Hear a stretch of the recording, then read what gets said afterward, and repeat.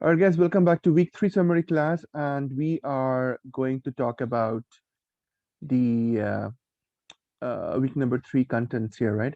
So if else, switch case, access specifier, inheritance, and constructors. These are very fundamental concepts. This will be something that you need to understand it and then practice it every time. And I mean, this is your baseline, right?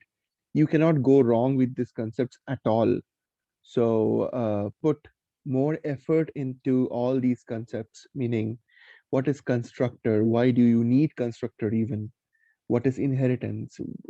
I mean, when it is absolutely needed to use inheritance, where can you get away without inheritance, right? So you need to understand when to use inheritance and when not to use inheritance, right? What kind of access specifiers are required for which situations. So those are different stuff which you need to ideally understand. Okay. Understanding constructors, understanding overloading, overriding runtime polymorphism, and learn locator strategies, absolute and relative XPath. Okay. Next week, it is all about XPath. You see that? XPath. And I am giving you some kind of a disclaimer right now. That is the hostel world application, which I have used. So in this whole program, you will see me using live applications. If you go to other training providers, they use some very basic applications which will never change, but that will not give you the actual live feeling of enterprise level automation. Okay, those will be like very basic test cases that they will let you implement, but I don't do that. I want you to put your hands into automation from day one, meaning that I talk about only live application. So you have to understand that when I recorded this video for Hostel World, okay, that recording, if you try to exactly mimic each and everything in your implementation, it will not work. For example, the locators in the website has changed because I am taking a live application and I have no control over hostel world application. Obviously, you understand that. So which means the XPaths that will be used here will be entirely different than than what you see. I mean, than what you see now, right?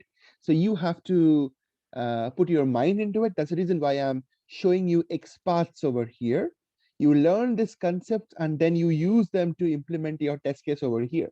Okay, or whatever we have covered till week 4, you have to use all of them to implement your test case. But as I'm telling you guys, without hands-on, I cannot help you to get an offer, period.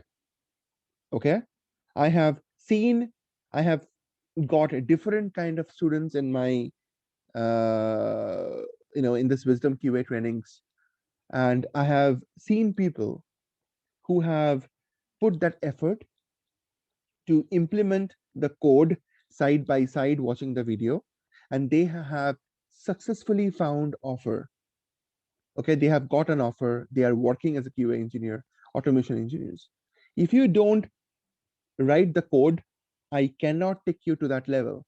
If you think I still get students who don't follow that, and they, I mean, for example, in my previous in my Saturday batch, this Sunday batch, right? So the parallel batch that I'm running is in February month, February month batch, right?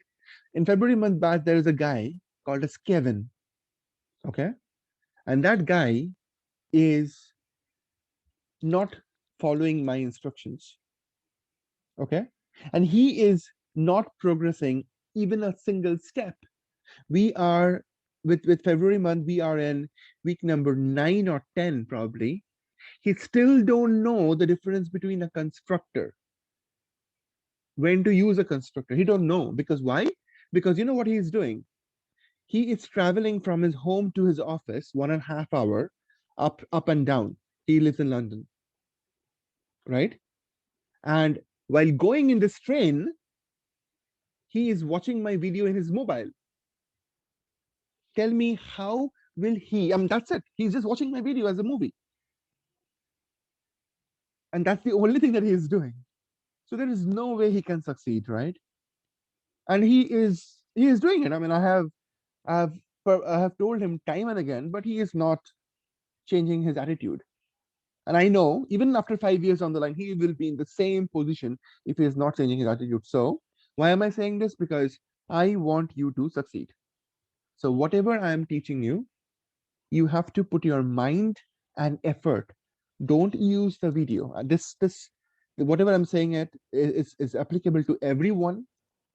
Okay, everyone, Ornisha, Shoaif, Komal, Harris, uh, Sunit, Shravanti, everyone.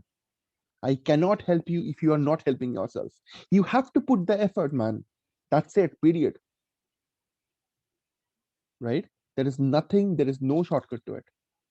Okay, I keep on saying this because my only motive is for you to get successful. That's my only motive. So let's dig into week number 3 now. Okay. Week number 3, if else condition, switch case, those are very simple stuff. Let's just give me a second. Sorry, my bad, he's not here. Okay. What do I have here? I have if else conditions. Very simple. It's not a rocket science. It's a if else condition, and then I have a switch case. All you need to understand is when do you use if else and when do you use switch case. Let me ask questions. Let me ask this question to Ornisha and see what is her view on it. Ornisha? Sofik, please don't ask me any questions. I'm lagging very much behind. You're aware of it. Okay. Who can answer me? Komal? Yeah, sure, I can try. Hello? Please go on, please go on. Yeah, so you're asking the difference between them? Yeah, if else and switch case. When do you want to use if else and when do you don't want to use if else and you want to go ahead with switch case?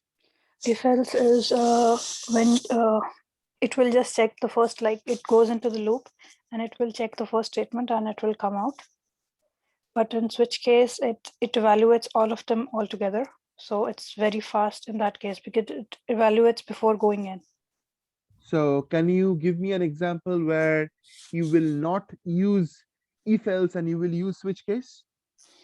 When there are multiple values related to something, if I'm checking that if specific brand, I'm checking that there are a few brands of a car. So if I want something for Volkswagen only, so in that case, I'll just check, I'll use the switch statement that I don't have to check each and every line again. Okay, it will just break out from the whenever it finds the case, like it will evaluate them all together and it will break out at that very instance. Okay, okay, very good. Let's see about if condition, right? Yeah. So what is if condition? You see here the difference. Here you see the difference. I have 3 different values here. I have 3 different entities here, not values, but entities. Integer A is another entity. Okay, I have 3 variables ideally. So A, B, and C, there are 3 different variables. What I'm trying to do with if else here is I'm trying to evaluate some statement. I'm trying to check if A is greater than B, then I want to do something. If not, then I want to do something else. You see that? So if else condition will be useful if else situation will be useful when I am trying to perform an operation by evaluating a condition that is built on multiple entities. You understand? Again, if else I will use when I'm trying to evaluate a condition that is built on multiple entities. That's where I will use a if else condition. As I said, I'm trying to evaluate a condition. The condition is A is greater than B or not. That's my condition. And this condition is built on two entities, A and B. So that's where I go and I can use if else condition. That's basically if else condition, right? What am I saying here? I'm saying if A is greater than B, then perform this. If B is greater than C, then perform this. Else meaning C is the greatest, right? C is greatest. So if not, if both of this condition is false, then I go and I print this guy. So understand the situation and practice it. If A is greater than B, this particular line will be evaluated first. From this values, what will happen? From these values, what will happen? Is A greater than B? It's not. So what happens? Immediately the control of the execution reaches to the next line over here. Else if, right? B greater than C? Not. So it hits to the else and then just executes this line. You understand how each and every condition were evaluated. That is if else condition. Okay. Question to you. Give me a true or false. Can we keep only if? Is it true or false? True. True. Okay. Can we keep only else? Is it true or false? False. False. Exactly. Right? So the point is simple. The point is you have to keep, you can keep only if block. And guys, don't call it as a if loop. It's not the state, that's not the right thing. You should say if else block. That's it. If else block, right? Okay, that is basically my if condition. Simple stuff. I'm not going to write this code because I have already done that in the video. Let's go to the switch case. What is it happening? Here, again, understand this. Here you're trying to evaluate a condition by evaluating multiple values of single entity. Again, you're trying to evaluate a condition. This is a condition. Condition meaning I'm just trying to check if the job title information matches to any of these cases or not. Any of these cases or not. So what it will do, just understand this from the memory, from the memory perspective. When Java tries to execute this entire switch block, okay, it checks that the job title is software engineer, perfectly fine. And then what it does, it is this. It's immediately lands into the switch block, okay? And then when the switch block is loaded, it is loaded along with all these case information, individual case information, all right? Individual case information. It loads with individual case information, all right? So if that's the case, then what happens is it hits, in this particular case, what it will do, it will come over here. It knows that there is software engineer case just there. So it lands the execution right in the software engineer and print out this line and then perform the breakout of it, meaning none of these cases will be checked anymore, right? However, in the software engineer, other than software engineer, if I give the value as carpenter or gardener,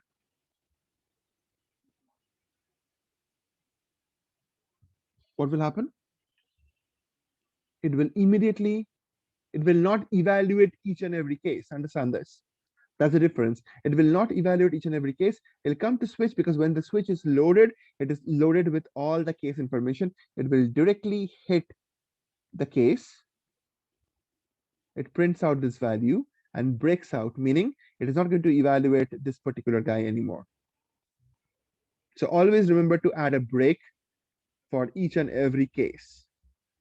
That's how a switch case is different than if else condition. Okay, in if else, you see there is always something called as, okay, so A greater than B, what is it? It is returning back a true false. It is giving back a Boolean value. Is it a true? In this case, it's a false, right? If this is true, it's not, it's a false. It's always a true or a false. It's a Boolean value. Else, this part is true, obviously. And that's why I'll get the result over here as C greater than B, right?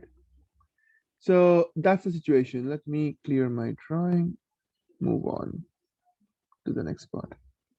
Okay, Safik, I have one quick question. go on. Yeah, I read somewhere that the switch cases, right, it can handle only integer and character. So is that true or? No. It was, I think, beyond, I mean, before 1.5 or 1.6 Java version. Okay. It was only handling characters and integers. But in the latest Java or beyond 1.8, everything is fine. Okay. You can work with switch case. So this line, this structure will work. Absolutely. Okay. Can we use float values here? And you can do anything. You can use anything. Yeah, even I saw in a blog that switch case accepts only integers and characters. No. That's a old Java version. Okay. Just try this line. Just try this code. Yeah, I did when I was going last night with the one blog. So I read that only integer and character can be accepted by switch case. Okay. That is incorrect. They have not updated the block. Okay. That's incorrect. Why didn't you try this line here? I mean, whatever. Yeah. Did you try it? Yeah, I have tried it. It worked, right? Yeah, it worked. So obviously. Okay, good stuff. Let's move on to the next part. Access specifier. A very important concept. We have to understand this very well. There are 4 different access specifier that we use in Java: public, default, protected, and private. Okay, so I have clearly mentioned what is what. We will do the example to figure it out how things are the way it is, right? Private meaning the element, whether it's a variable or the method, whatever it is, if it has a private access, then only the component, only the methods within, or only the class members can access it. Only the class members will be able to access private elements. Very simple. You can easily test that. It's very simple to test it. Let me actually open up.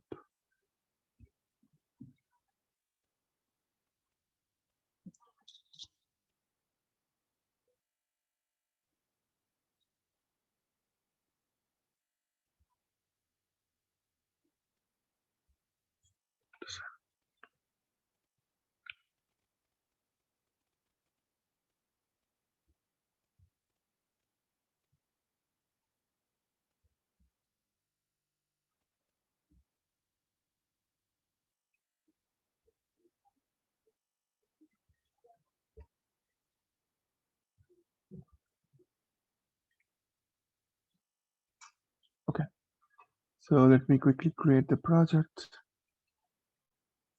Week 3 summary.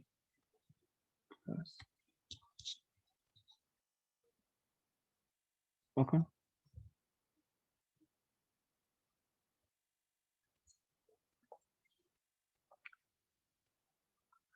All right.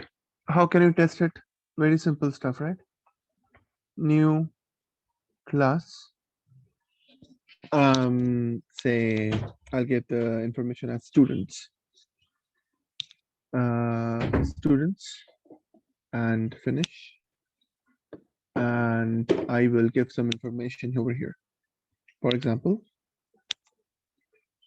I will use an information here saying private student, private name, private string name. That's it. And private string gender.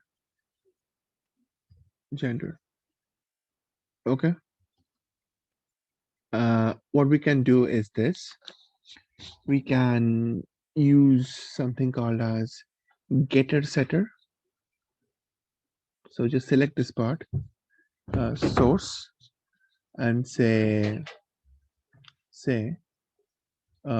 generate getter setters. It is nothing but it will create some methods for us. So select these two variables and say generate. You see what am I generating? I'm generating a method which is public in nature so that those methods can be accessible from anywhere. So generate, I did that. You can see something very simple. Okay. So I have these 4 methods created. What is it doing? What is it doing? Can I ask this question to Shravanti? Get name. Can you tell me what exactly this is doing?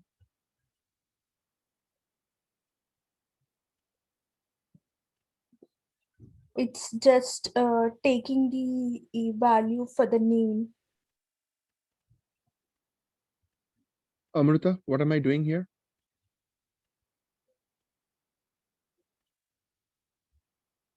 Amrita, are you there? Yeah, sorry. You're returning a value from that method. I'm returning a value from that method. Whatever the value I have in the name variable, it will be returned back. When you call this method, it will return back the value. As simple as that, right? Okay. Okay. And what exactly this method is doing? I'm setting the name. I'm putting the value. So this variable has no value, right?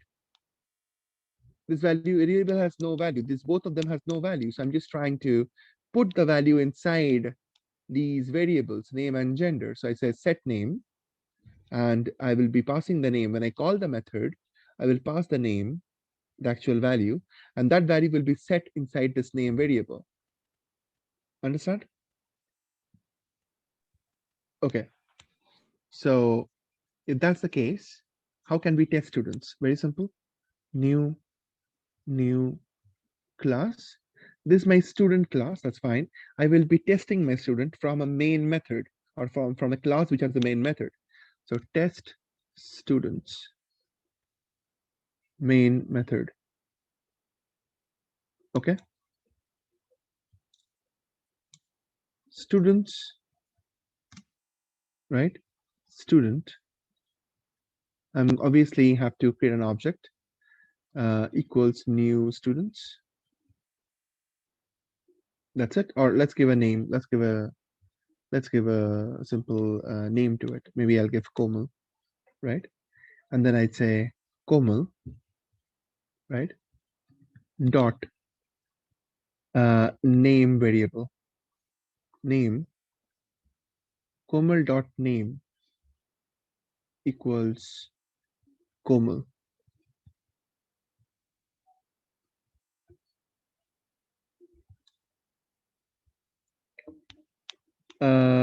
Question to Shoaib. Why do I have an error in line number 8? Since name is a private, Private what? is it? I think it's private, and you can't access in the main. Oh, no. Because you haven't. A student is a different. It's a. It's a child class, but you haven't. What is child class? How do you know it's child class? No, it's not child class because you're not calling. You're not inheriting anything Okay. in parent class at the moment. Okay. So what is test students? Test students class, what exactly it is?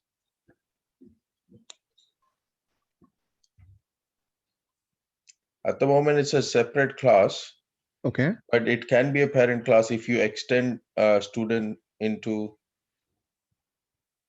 No, again, question is test students right now, what exactly is this class? Why am I at all bothered about? It's a public class at the moment. So every class is a public class. Student class is also a public class. My question is, student class is also a public class. Public class, students. Test class student, test students class is also a public class. That is not the question. The question is, why do I even bother to create test students class? Why do I need that?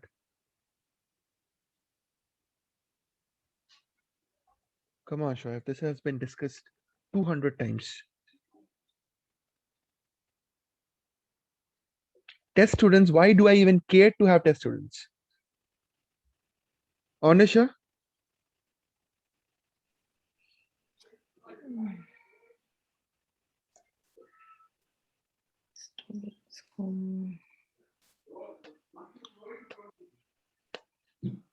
Harris?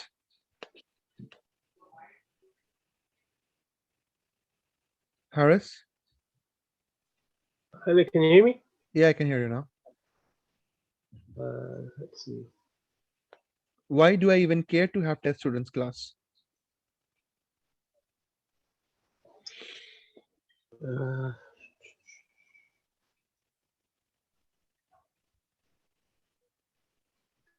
Sunit? Yeah. So this test students is the main class we have created here. So here we are giving actual values to the variables, which is specified in the students class. So when you set the values, like here you are initializing like Komal is a name which we are giving to the variable name. Okay, so whenever you are setting up any values and you can No, access that is fine. That is fine. Yeah. The question is, I Okay. have just two classes here. One is Okay. students class and Okay. one is test students class. My question specifically is this: why do I even care to have test students class? Why do I have to care about it? Because you can create a main class where the execution starts, and you can make use of the existing functions to set or get the values for a specified function. When you can call by using these classes. Because JVM triggers from the main method only. That's the reason we created this class. Exactly. That's it. How hard is that? Without, tell me something. I don't want, guys, I'm literally telling you, this is not happening. I don't know why it is confusing. If I just remove this guy,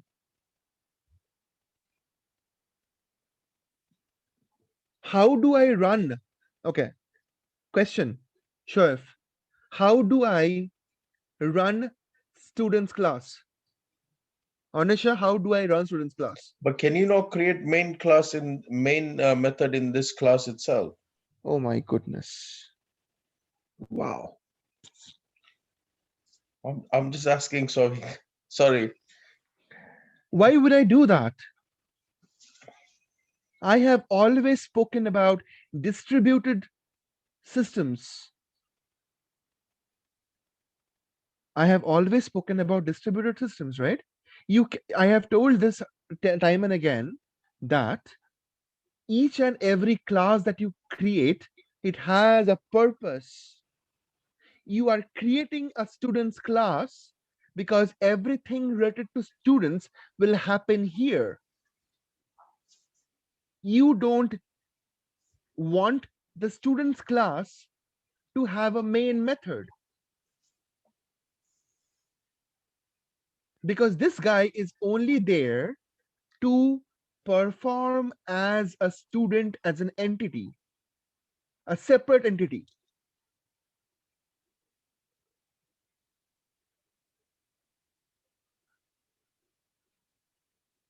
Tell me something. We are human beings.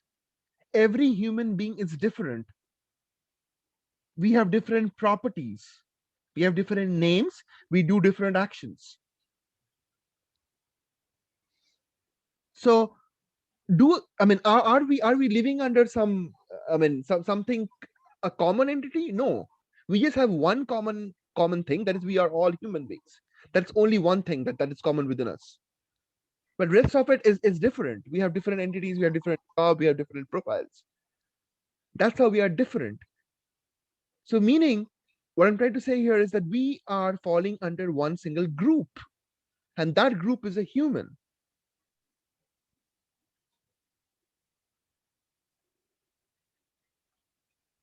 I don't understand. This is a child's play, guys. I mean, I don't know what is confusing so much. You are talking about human over here.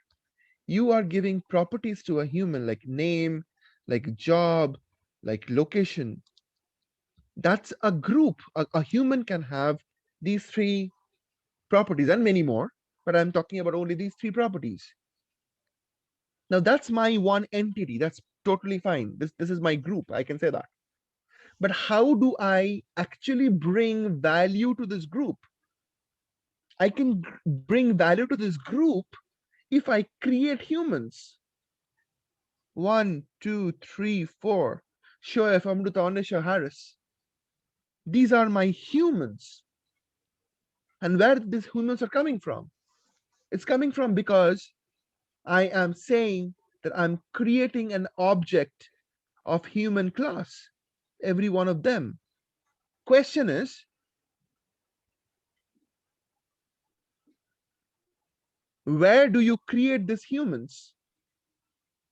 You're not creating these humans under the human group. You're creating these humans under somewhere where your execution can get started from. Meaning a main method. That's it. Why will you create a main method over here within human? That is not the purpose of it. Think, when you write a program, think about the purpose.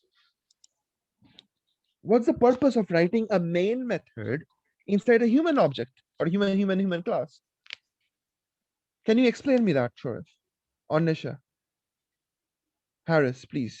Can you explain me why will I not write a main method inside human?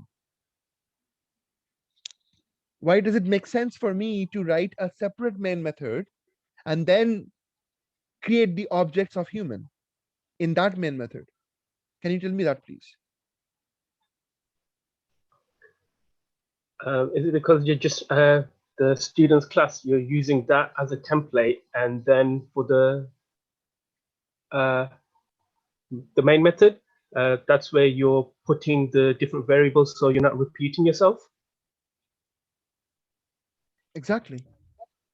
So you can say that, yes, you're not repeating yourself. You don't, it's not about repeating yourself. It's about giving values to your objects. All the objects that you're creating, all the students you're creating over here, how do you put the value inside it? Tell me something. Okay, let's try to understand your logic and figure it out. This is one time I'm doing this, and I want this to be clear for everyone. Okay, tell me something. This is my current situation. Shoaib, whatever damn question you have, I don't care. I want this to be clear today. So tell me how you want to get it done. I have a template, students template. How do I fill the value inside this template? This is my question to you. By having a different class which has got main method, and you can call these method in the main method. No, that is what I said, but I want to know your version of it. I mean, what exactly is is incorrect, and what is this? I mean, what is your mind thinking? What is your mind thinking in terms of having a different approach? Because you're trying to say that there should be a main method within the students class, which is something that is not what I will be using, or the program should not run the same way. I want to really understand that when you said that we should have a main method in the students class, on what basis you said that? You must have some kind of a plan, right? Yeah, basically, I was thinking of parent and child class concept before. There is no parent and child right now, because I have just one class called students, and that's it. Now tell me, how can I fill in the value from your perspective, from your own perspective? How can I fill the value? This is a template. It has no value into it. These methods are just there to set the value and retrieve the value. That's it. So the main two entities in this whole template, which will store your values or store your data, will be these two guys, and that's all. So the question is, from your perspective, how can I fill in the value inside these variables? I have just one single class here over here. Anisha, what do you think?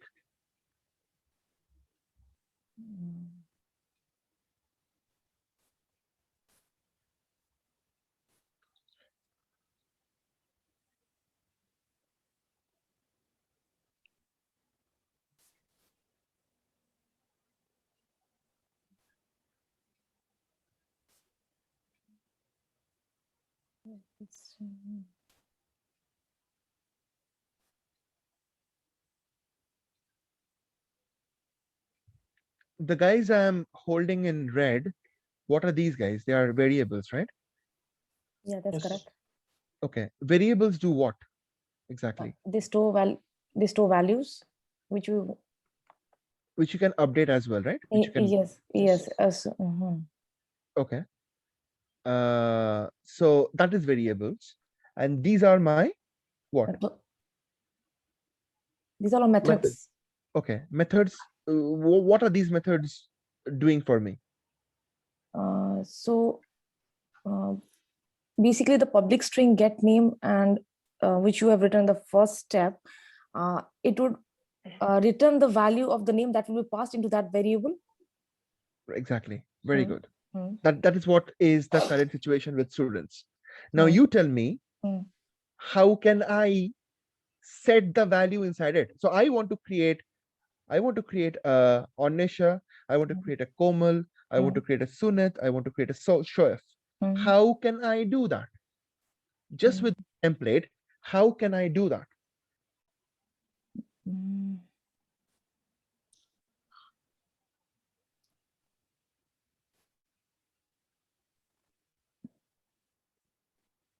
The keyword, this keyword? Can we use set name? No, set name is already there. These methods are already there. That's fine. Question is, how can I create 4 different objects or 4 different information from one single class? Each and every information is different from the other, right? Just give me a second. Hold on. This is Komal. This is Harris. This is Shoaib. This is Anisha. Right? They are different guys. I have 2 variables. I have 2 variables, name and gender. At any given point, these variables can store only one value, right? Yeah. At any given point, these variables can store only one value. My question is, if that's the case, then how can I create these 4 different guys who are different from each other? Need to create the object. Exactly. 4 objects, and then 4 objects. 4 objects of the class students. Exactly. Where now the question is, We understand what we have to do. We have to create the 4 objects. Question now is, where do I create these objects? In a new class. Under different method. You have to create a method. Class, in a new class from where the JVM can run, right? Yeah. Can I run this class on its own? With the current situation, students as a class, can I run it on its own? No, you can't. No, no. No. Right click on it, run as. It doesn't give me that option, run as Java application. You don't see that? Yes. Why don't you see that? Because you don't have main method there. That's correct. Yes. It will always look for the main method to execute the program. Perfect. So if that's the case, then to make it work for me, I need to create these 4 objects. Yeah. Where do I create the 4 objects? I have to create the 4 objects in a new class. And I will name that class as test students. Okay. Yes. Yes. And then create objects. The main method. Okay. Now right click on this, run as Java application option is coming because it has a main method. Now I have the option to create multiple objects. Okay, now we can create all the objects which you explained some time back. Anvesha, Komal, the 4 things which you explained. Am I correct? Exactly. So student, Komal, equal to new students. That's one object. Similarly, I can create another 3. Komal, Sunat, Shoaib.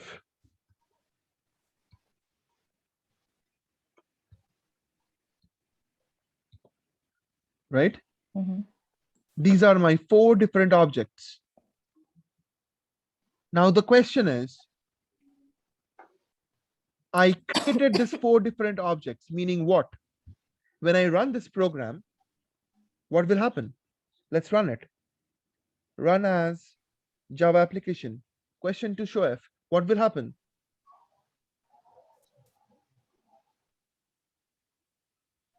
Shoaib, what will happen? When I run this program, what will happen? You've created the object, but you haven't called any of the method. Okay, that's true. So ideally, what will happen? Nothing. Very good. Use your head, my friend, please. Java application, nothing will happen. Nothing at all. Right? But what exactly happened in the background? Nothing happened in the console, nothing at all. But what exactly happened in the background? 4 objects got created in the memory. Very, very good. Awesome. Thank you. How do you prove that? Put a breakpoint line number 15. I'm going to stop my execution right here at line number 15. This is a simple thing, guys. It's simple, like, you know, like you have your food. So debug as Java application.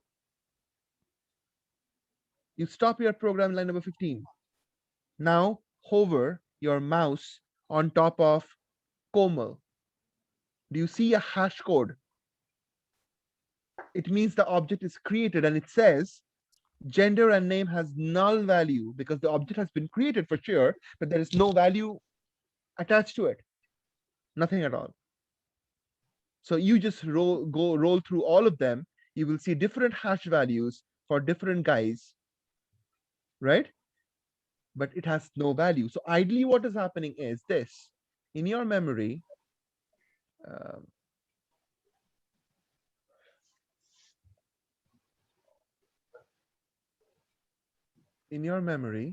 JVM, you just created 4 different objects.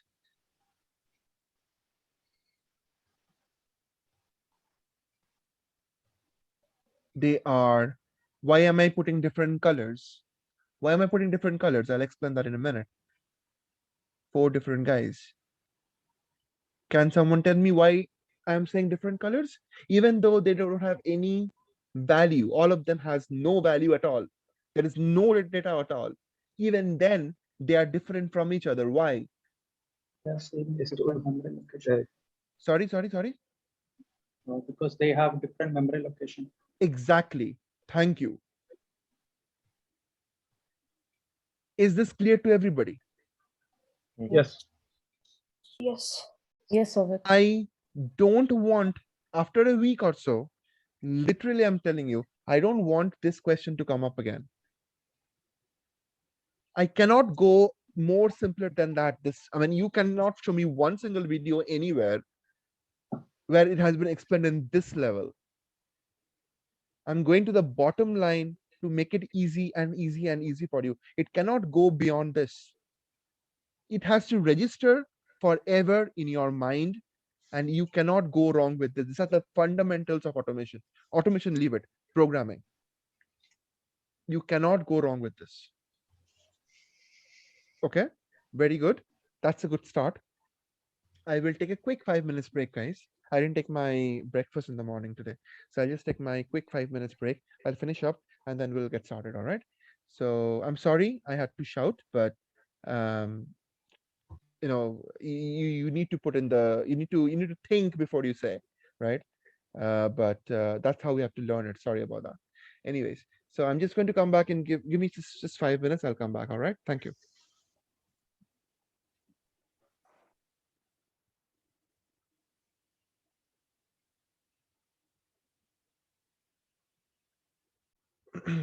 All right. Okay.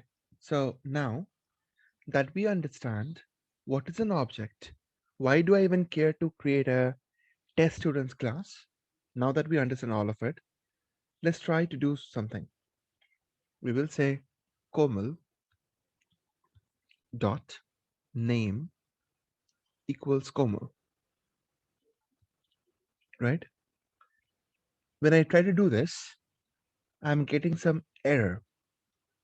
If I hover my mouse on top of a name, I clearly see an error saying the field students.name is not visible, meaning it is something that I cannot access from this particular class.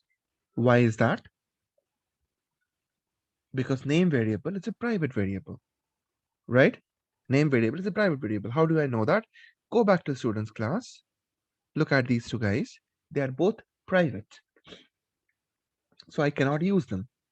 However, I have these two methods, set name and set gender, get name and get gender. Perfectly fine. These guys are public in nature. So when I'm talking about access specifier, you just saw something. These two variables,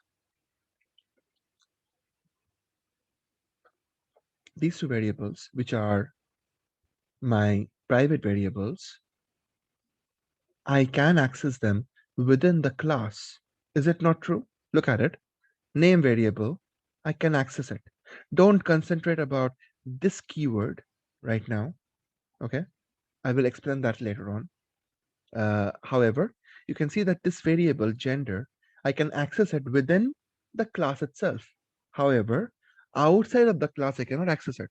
So it is a private variable. Private variable can be only accessible by class members. These are my class members. Everything is a class member. So all these methods can access it.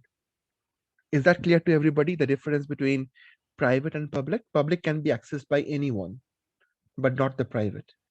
Is it understandable by everybody? Yes or no? Yeah. Okay. So public entities can be accessed within the project or even outside of the project. How do I prove that? Everything is about proving. Okay.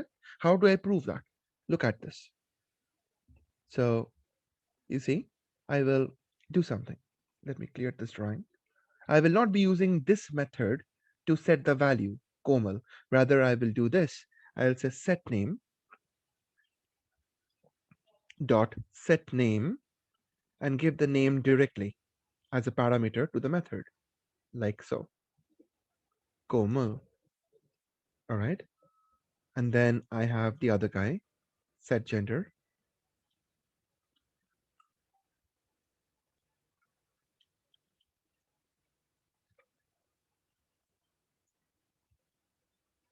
All right. And similarly, I'll just do it for other guys.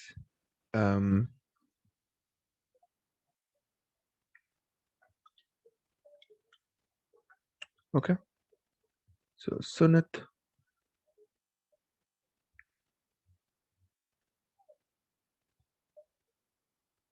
Shoaif.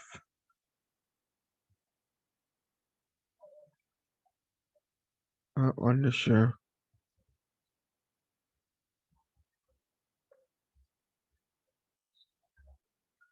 Okay. Male. And my motive is I need to print these values somehow, right? If I don't print it, I don't know what's happening. So how do I print them? Simple as that. I'll just say Anisha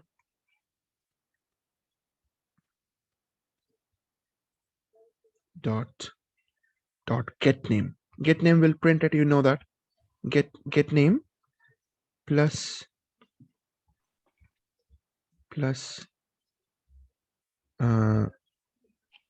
get gender. Question. What exactly I am doing in this line? I mean, when this will be printed, how will it print exactly? It will print Anvesha female. Anvisha dash female. Exactly. Anisha dash female, because I'm appending the string with a dash, right? Right, yes. So same thing, I'll just copy and paste it for everything else.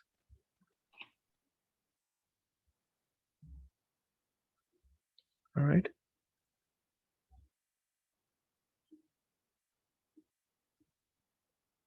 Simple program, very simple program, nothing complicated here.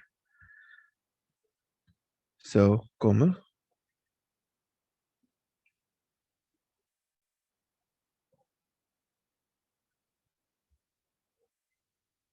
Okay, that's all. I can run this program right now, run as Java application. And you just saw the result in the console. Okay, this is my simple project.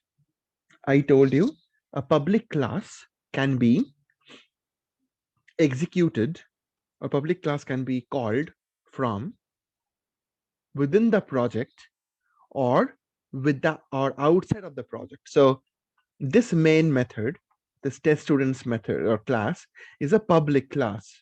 I can call this class, or I can access this class from within the project or outside of the project. How can I do that? Very simple.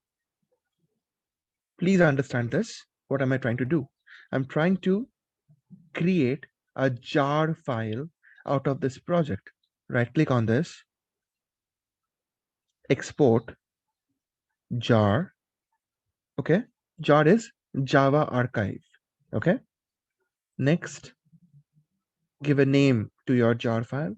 I'll say students.jar or test students.jar. Test students jar. I say finish. I create a jar file. Once I'm done with that, I can import that jar file to anywhere. For example, this project I have, I'll go right click on this, properties, Java build path. Okay, under class path over here, add external jars and go to desktop, and you will find students jar file that I just saved a minute back. Apply and close. That's how I added my jar file there. How do I test that the jar file was imported properly? You can just go in here. There's any of the class, not a problem at all. Okay, this class, okay, there's already a package called test student, so that will be a problem for me. Not a problem. I'll create a new package actually. Package test Java. And over here, I'll create a new class, test students. Just notice something. I have a test student class over here, and I have a test student class over here. So they two of these classes can coexist in the same project if they are having different package name. Obviously, it is exactly the same way how a folder works or a directory works in Windows or anywhere, right? You can have the same file in two different folders. There will be no problem in that, right? So that's my simple class here. And what I want to do is I want to simply call the students class, the main method of the students class. So test students dot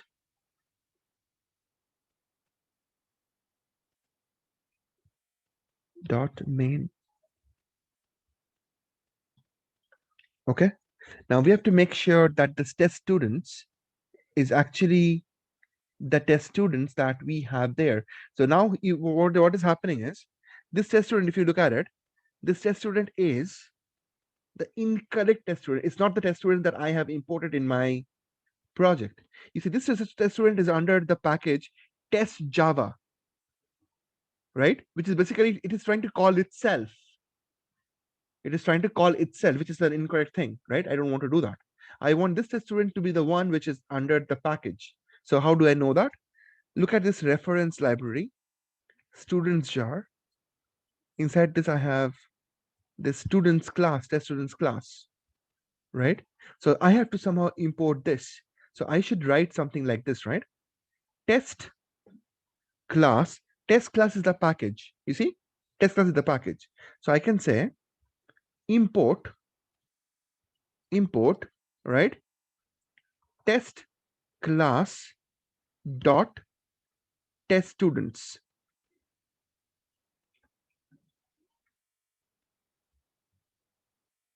Okay. Now it is giving me a problem, and you can get the problem. Always read and understand the problem. Okay. It says test students class conflicts with the type defined in the same file. That's what the problem is. Okay, no problem at all. I can simply refactor my class file name. Did you understand the problem? Yes or no, guys? Are you understanding the problem? This conflict problem? Yes or no? Yes. Yes. Yes. What is the problem? What is the problem? Tell me. Because the class name are the name of the class are same. The package which has a class name test students and the current class which you have written that also the name are same. Exactly.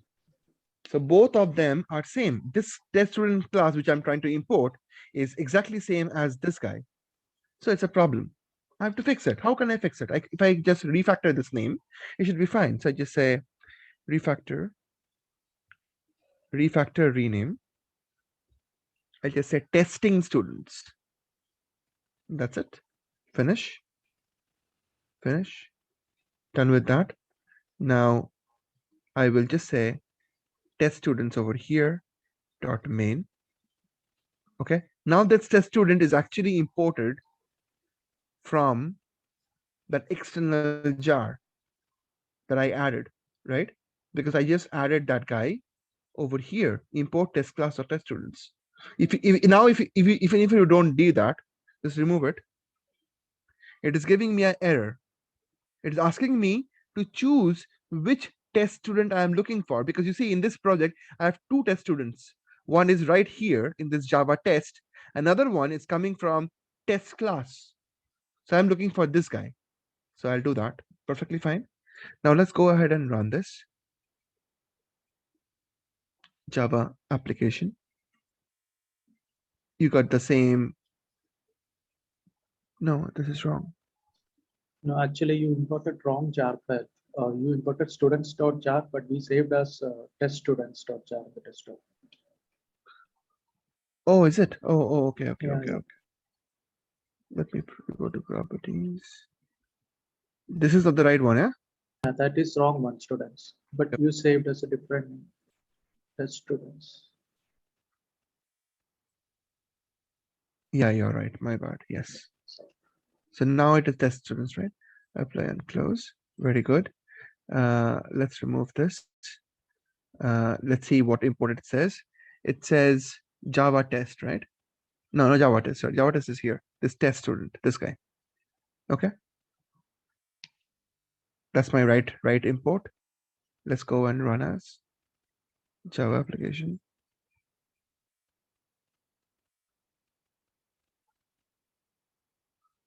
No, something else is happening. Hold on. What's happening? Why it is running Selenium test? Test student is this guy.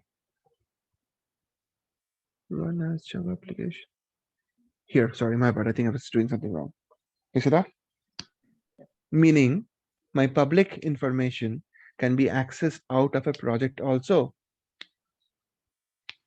Is that understandable, everybody? Yes, no? Yes. So Yes. Shoaib, is that clear to you? Yes, Souvik. Okay. Can I ask someone to explain me this? Ornisha, can you explain me what I did instead? Just tell me the steps, what I did. This is my project number 3, the one that I'm doing right now. That's my project number 3. And this is my project number 2. Can you tell me what exactly I did in order to prove that public elements can be accessed out of the project also?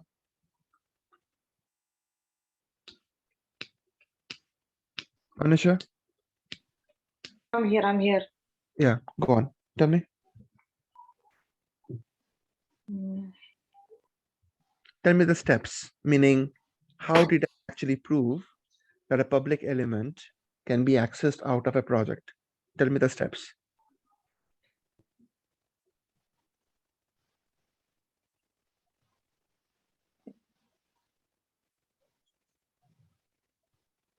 I just did, right? 1 minute back.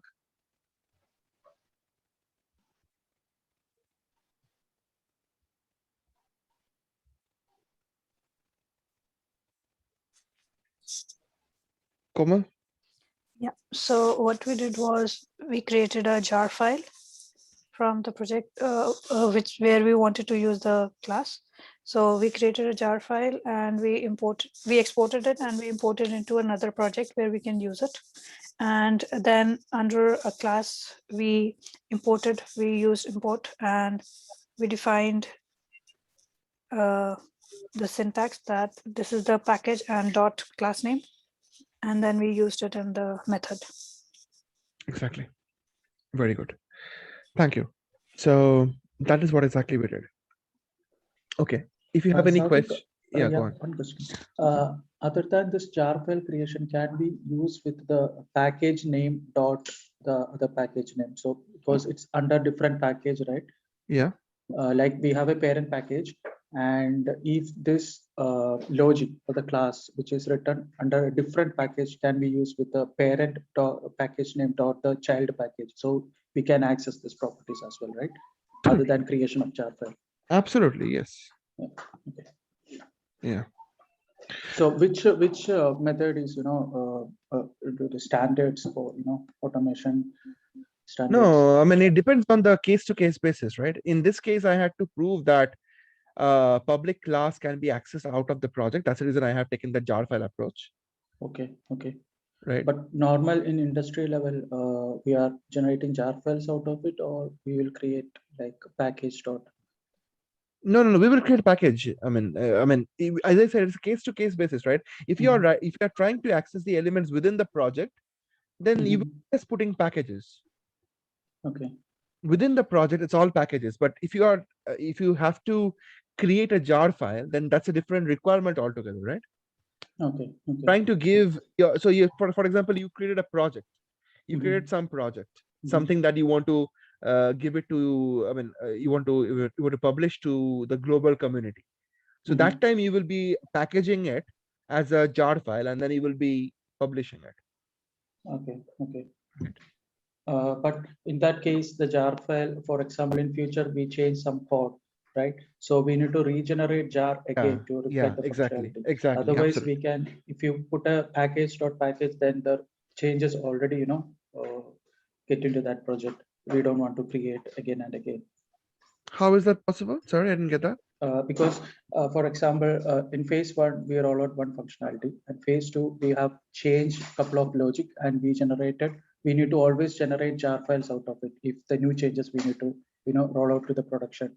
Now, if you are directly calling like a package.package, the parent package.the package, then we don't want to explicitly generate, right? It is automatically the changes will be reflected in other projects, right? How do you create a package within a package? I didn't get that part. For example, this logic, right? Test students, you return under a test package. Now Correct. we have another package we created, for example, a test B, and we will call that functionality, whatever written in the test students logic, we will extend. I mean, test dot test B, and we can get the attributes or functionality in this package. Yeah, test B will be getting the all the functionalities in the test, right? That is fine, but Yeah. again, that is fine. So for example, test B package, you have another class, say, so for example, this is a new feature. So you say cars, right? Yeah. And you have a car template here where you fill in all the information. So that's a new package. Yeah. And you have cars here, right? But this information, if you have to anyway give it to anybody else, you have to again generate a jar file out of it and then proceed further, right? What I meant, like, for example, in real-time projects, right? So if you made any changes in the test level, so if you're directly calling the package.package, then we don't want to explicitly create the jar file every time when new functionality comes in, right? Don't consider whatever I'm teaching you right now, don't consider as exactly how the web application team works. So web application packaging and building is entirely different than whatever I'm teaching you right now. You don't have to really bother about how a application or a web application is built. It is much more advanced. It is all about continuous integration and continuous deployment. That's a completely different ball game altogether. We don't have to bother about that, right? Okay. I'm just talking in terms of simple, plain and simple Java, that how you can create a project and you can extract a jar file out of it, and then you can give it to that jar file to anyone, and they can easily import it and then use your code base. Okay. Yeah. That is what I'm trying to show you here. Nothing more than that. Okay. Yeah. Souvik, what I understood from his question is, when you were talking, it's about two different projects, but I think when he's talking about the same project and different packages in between. That's why. No, I still didn't get that part. Can you just go on one more time? Yeah, sorry.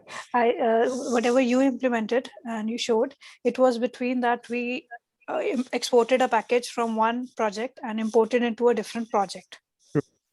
But from his question, I understand that he's saying that it's one project and we are using different packages and using imported between. That's where I think he's confused.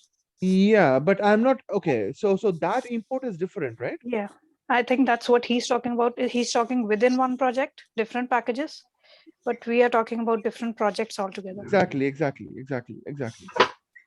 Exactly. So importing within the within the same project is simple, right? You are just saying that so you have a cars class and you have a, for example, I'm putting a main method here in the car class, a main method here in the car class, right? And for example, I want to create an object of students here. Okay, so student equals new students, right? And student, when I do that, it is not able to find it. Why? Because test B is a different package, test is a different package. Now if you see, I have to import the students, import, and that's where I got imported. The students class got imported in car class. You understand? Sunath, is that answerable, right? Yeah. So that's a different thing altogether. Okay. Yeah. All right. So that is exactly what I wanted to talk, and let's move on. So we just covered two things: public access specifier and private access specifier. Let's move on to the next part, which is default and protected. Okay. So let's try to talk about default. in the same test student, in the same students class, I can have a I can have an element, say string, say string location. Okay, and this element over here, string location, I am not specifying any access specifier to it, meaning it is a default access. Default access. All right. So if it's a default access, then we can do something. For example, test students class. Okay, I can actually say Komal dot location. I can access a default element. I don't have to use it via a method. Default elements can be accessed directly without any problem. And then you can give the value as, say, Dublin. Right? Simple. Now there is a catch with the default elements. You see, this element, students, this class, students, as well as test students class, from where actually I'm creating the students object, right? They both are under the same package called test package. That's the reason why the default elements can be accessible. If I take out the students class to the test B package, that's it, it will break. It broke. Now, Komal.location is not accessible. It says not visible. Is that clear? Yes or no? Yes. Yeah. Shoaib, is that clear? Harris, is that clear? Yes, clear. Yeah. Okay. So default elements can be accessible if the classes or the element is, I mean, all the classes which are from where the default element is located and from where you are trying to access it, both of those two entities must be under the same package. Only then default elements can work. Okay, whether it's default method, default variable, whatever it is, doesn't matter. That's how it can work. Okay, we will talk about protected in a while. Once I talk about inheritance, I will revisit protected. Okay, let's move on to the next thing. Java methods. You have seen what is Java methods already. Okay, Java methods are nothing but these are my methods. You saw students, you see get name, set name, get gender, set gender. These are nothing but simple methods, right? Which are defined in the students class. So if I ask you something saying that, what is a method? Or why will I use a method? Harris, can you explain me that?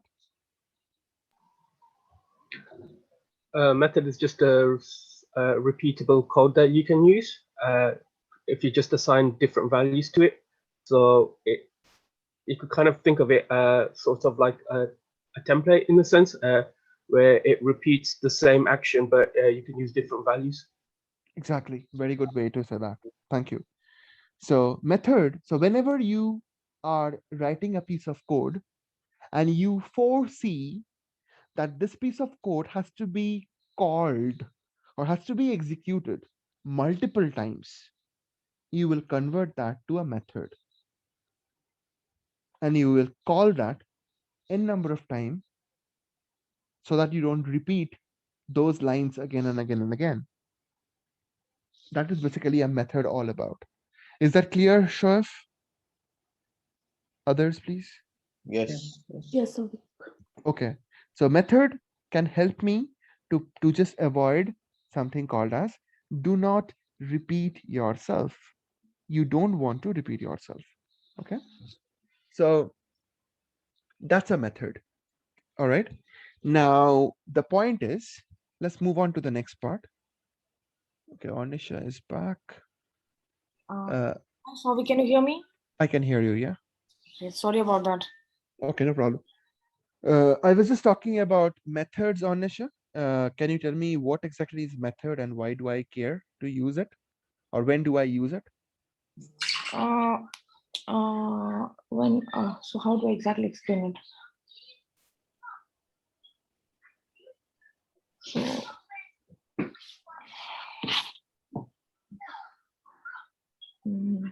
Suppose we are writing a main program, and inside that we want to I'm not able to put in a proper way, but I do understand what methods are. Maybe when we try to return something, am I correct? No. You will use methods Like when you to perform multiple operations. So inside a main program, we need to write the methods for to perform set of operations. Suppose we want to add two numbers, we want to subtract two numbers. So I'm telling in a very layman type of things. that's okay, but yeah. you will create so just one definition. You will create methods when you foresee that the code that you write inside the method can be reused multiple times. Okay, yes. Inside the main method, yes. Not the main method, not the main, forget main method. Okay. Forget main method. When you have a requirement to execute few statements over and over and over again. Again, okay. You will convert those statements into a method. For example, I have a method over here. Let me increase the font a little bit. All right. So I have a method over here saying, just add two numbers. This method will always, look at this code. Look at this code. I'm having this question for everyone. Tell me, anybody can answer. So I have this variable, int num equals 10, int num equals 22, and num1 10, num2 22, and result equals 0. All right. And then I have this value, this int result equals 0. So I'm using result equals num1 plus num2. What am I doing? I'm simply adding it, right? Right. And then in the third line, I'm saying sys out, give me the result. So 30. The value will be 30, right? That's correct, yes. Okay. So if the value is 30, then can you tell me when this method will be called? Okay. How do I call the method? I call the method just like this here. In the main method, I'm calling this method, right? When I call this method, can you tell me what is going to happen exactly?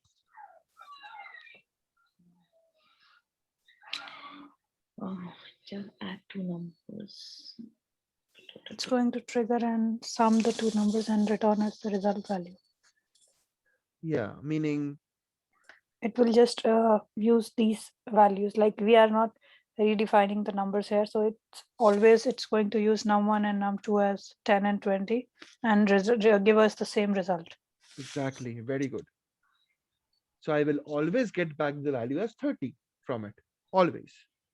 Whenever I call that method, just add two numbers, I always get the value as 30. Now, if you have a requirement in future where you want to just get the value as 30 as a summation of two numbers, constant two numbers, you will always call that method. It is a basic example I'm giving you, right? You can have another requirement, a requirement where you want to modify at your will, you want to modify the numbers. That's where you go ahead and create another method, but this time you're creating a method with parameters. This time you're going and creating a method with parameters.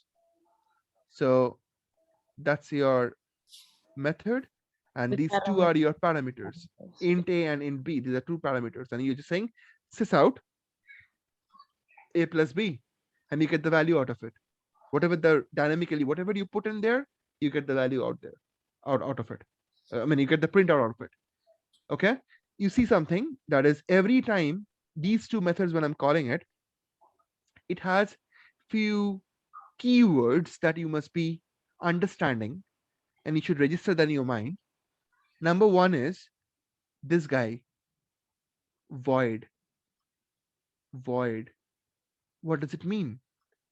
Meaning this method is not going to return back any value. It is going to perform some operation, and that's it.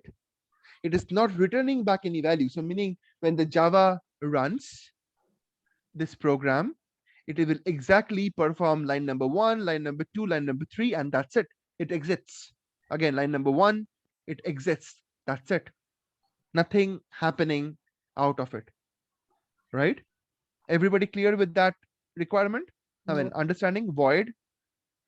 Yes. Okay. If that's the case, then there's another type of method which has a purpose to perform some operation, and just not that, but also to return back some information. So that is a return type. So in this case, in the previous cases, the return type was void, meaning nothing will be returned back. But in this case, the return type is int. So the expectation is the method over here, which accepts a parameter. This parameter is a var args parameter. I have explained this later. So this method is now going to be responsible to add multiple numbers and eventually return back the value to its caller. How?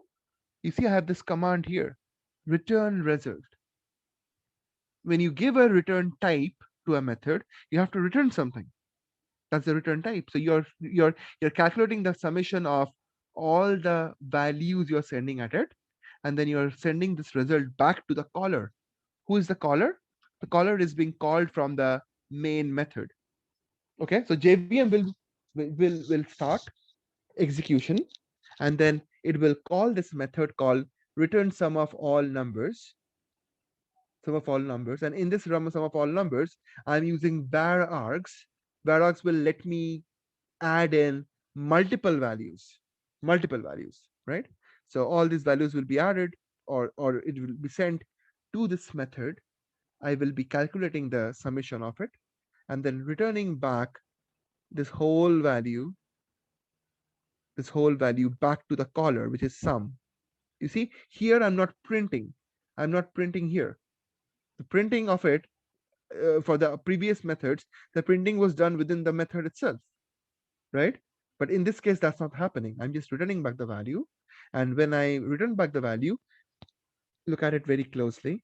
What am I saying here? I'm saying int sum, that's a variable, equals to return sum of all numbers. You see that? It's just one line that will do what? That will call this method, return sum of all numbers. It will call the method, get the result, and put the result inside the sum variable, right? And then in the next line, I'm printing the value of the sum variable. Make sense? Yes, no? Yes. So Souvik, it will add all the numbers, what we have entered over there in the top, and then it will return the value. Am I correct? Or the summation of all the find, and then it will return this. yeah, exactly. then it will print that particular summation. Am I correct? Yeah, that's right. Okay, fine. But the printing is not happening within this method. It's happening here where it is being called. Okay, yeah, sys out over there. Okay, fine. Yes. Okay. Yeah. All right. Let's move on. Everybody is clear with the methods part? Yeah, yes, Souvik. Souvik, one question. This return, right? So this can support any type of data type, right? Exactly. Yeah. Whatever you submit here, whatever you specify here in this section is what should be the return type. Okay. So any kind of data type can support. Any type of data type can be supported. Yeah.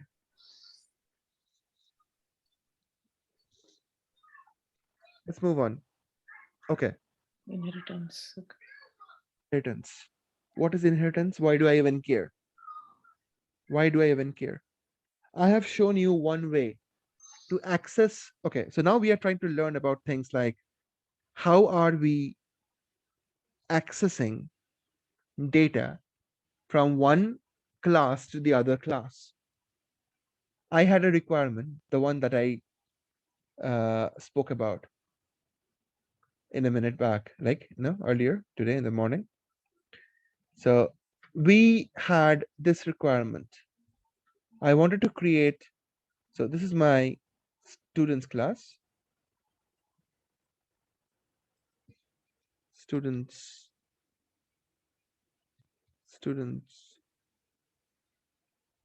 class, which has name and gender, okay, acting as a template. And this is my main class.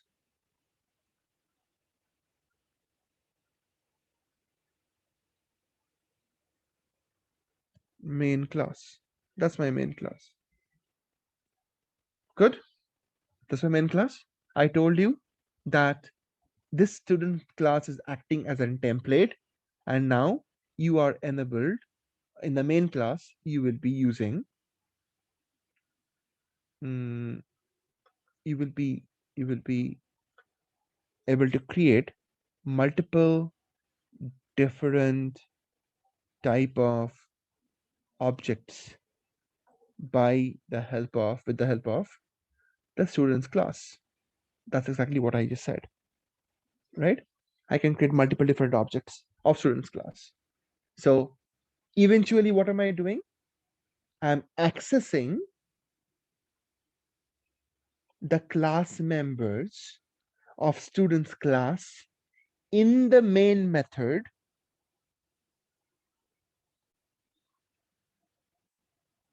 accessing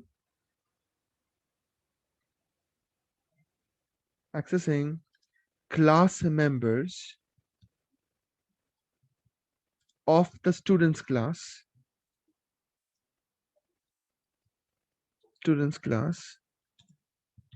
in the main method, in the main class,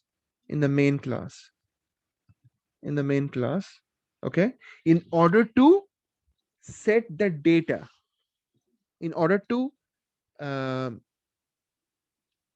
give some value to the class members, in order to set the data, in order to set and get data. That's what I was doing there. Basically accessing, understand this, accessing the information from students to the main, setting, getting all the stuff, I can do it. Okay, how can I do it? With the help of new keyword, right? Students, Komal equals new students. That's the strategy. Number one option. If somebody asks you, I have class number 1, I have class number 2. How can I access the information of class number 1 to class number 2? Simple option. Number one option that you can think of is creating the object of class number 1 in class number 2, where class number 2 is the main method or the main class, right? Everybody clear with that? Crystal clear with that? Yes. Yes. Good. This is one option. Now, they can ask you, what is the other option? What is the other option? Okay. So to evaluate the other option, we have to understand the story a little bit. The story goes like this. Let us try to talk about students again. Good stuff. I have students class. I have students class.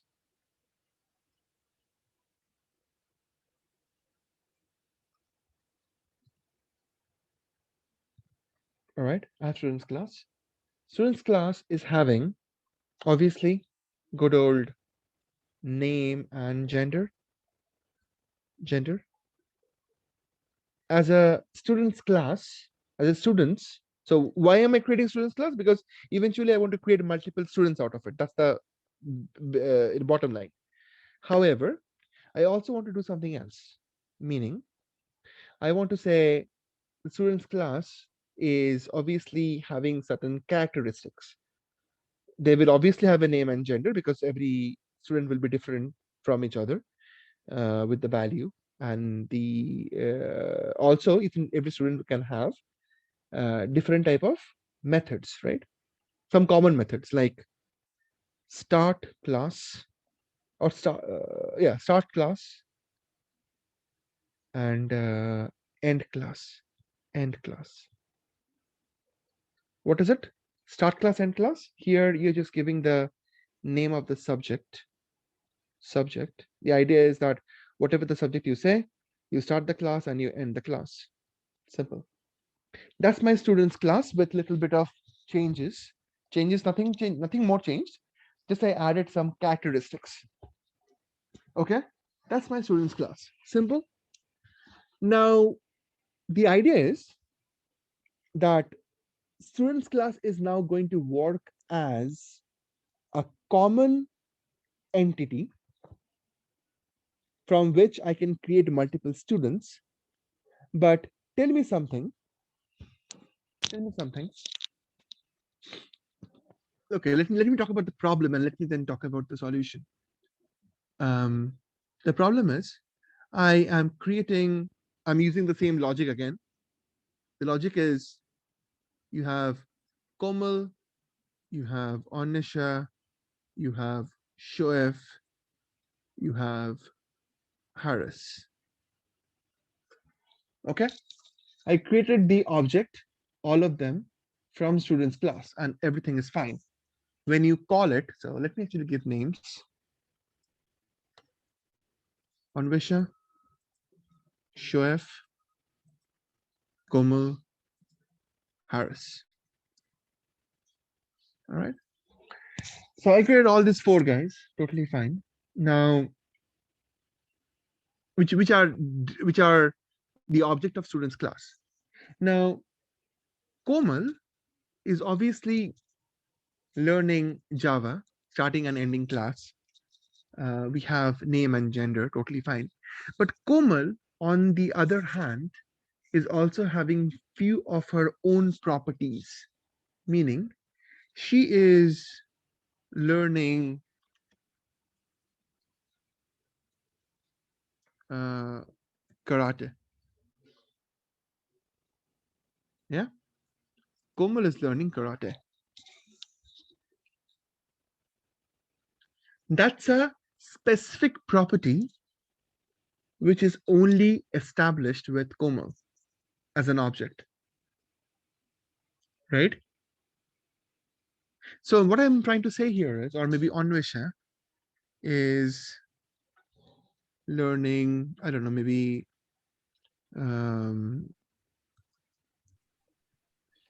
Guitar. okay, guitar. Perfect. Yeah. That's his property that belongs to her itself. So meaning that when I say something like this, when I say students,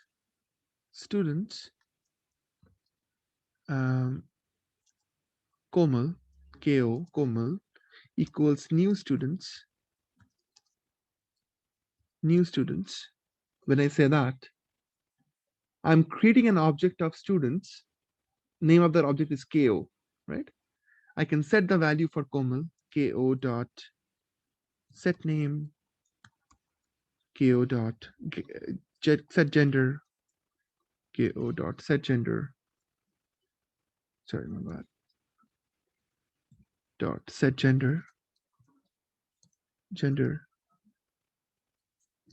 KO dot start class,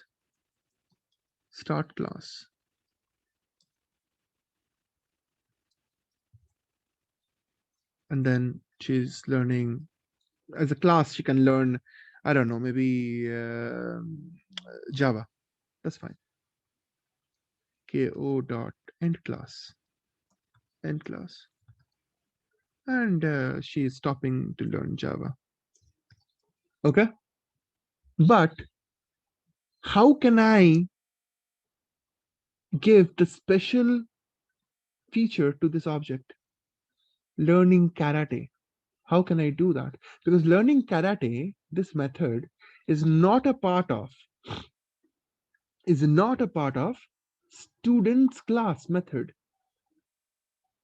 Students class is having some common information, totally fine. Or for Anisha as well, learning guitar is not a part of students class. It's a part of her own. My idea is to keep something specific to her object. How can I do that? Can I write this? Can I write this line? ko dot learning karate. Can I say that? No. I cannot, because this method doesn't even exist. This won't work. So Shoaib, can you tell me what is the problem? Can you tell me if you have understood the problem? Shoaib? Yes, Souvik. So basically, Komal, so student will not have the properties like name, gender, start. It will only have methods like name, gender, start class, and end class.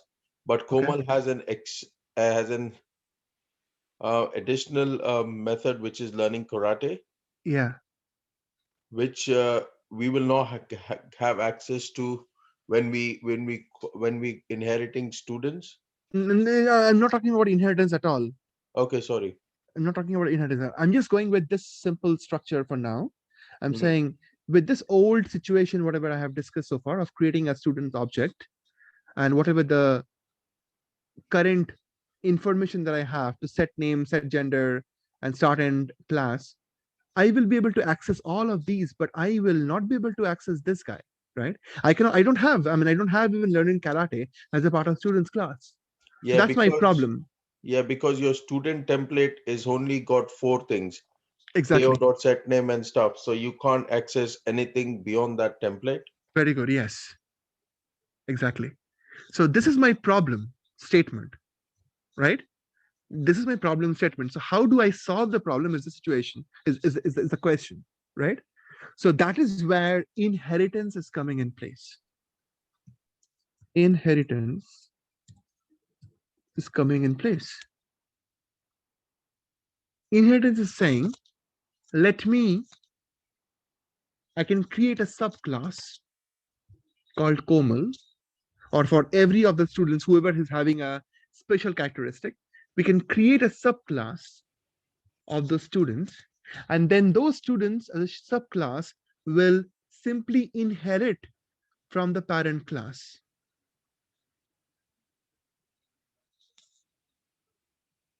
Okay, I will create separate classes. Okay, let me do this. Anisha and Komal.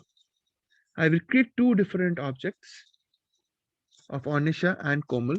I mean, 2 different classes of Anisha and Komal. I don't need it for Shoaib and Harris because they are not having any special characteristics. They are all good coming out of students. That's totally fine. But Anisha and Komal, they are having some special characteristics. To handle them, I need to use inheritance situation.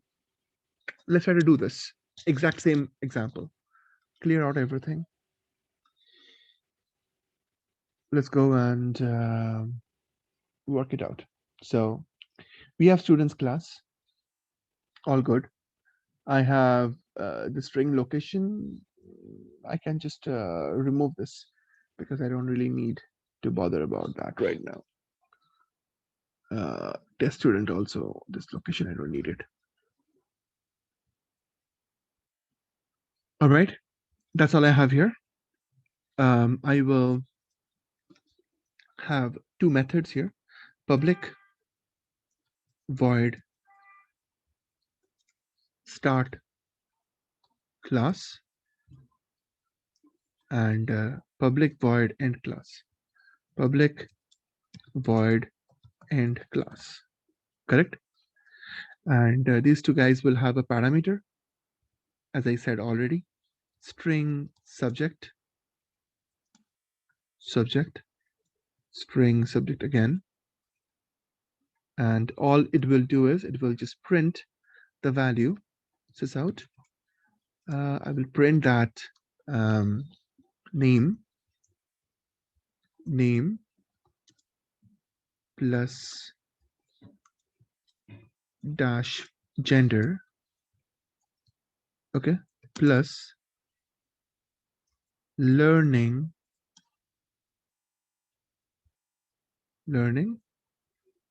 I'll give an arrow just to make it look good. Subject. You see, when it prints, it will just print it like this: name, gender, learning, subject. That's it. And or starting class.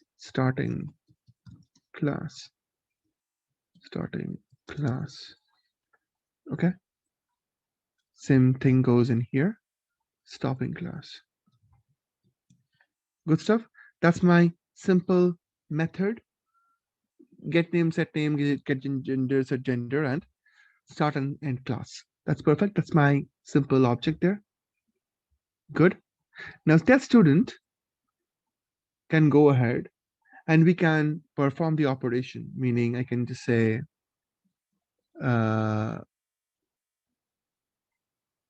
Komal dot start class and give the subject as English and Komal end class.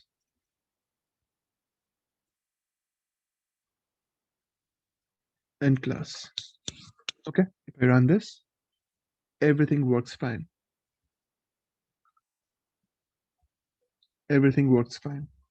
Okay, there is no problem in that. But now I have a situation.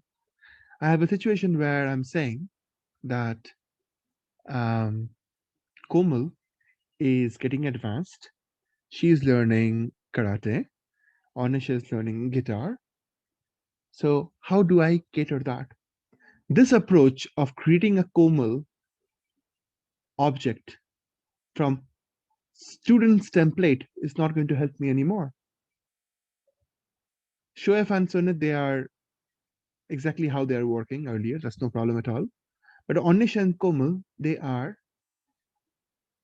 different. They are learning new stuff. How can I do it? The option that I have here is inheritance, meaning I can create a class, new class, and I will name this class as a Komal class.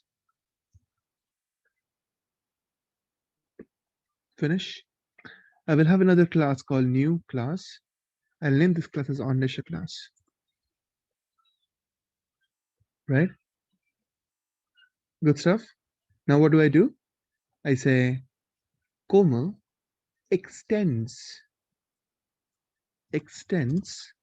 whom? Students.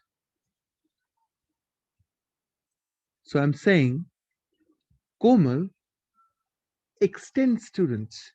When you see this keyword, when you see this statement, Anisha extends student, if I want to say it in English, then I would say exactly this. Anisha is of type students, or other way I can say Anisha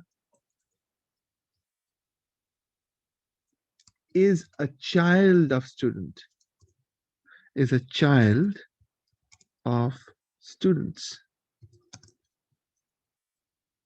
Make sense? Is of type students and is a child of students. Now I can put in my own information. How? Simply say, just save it. Now I can give in my own feature to it, Anish's own feature to it. So public void learning guitar.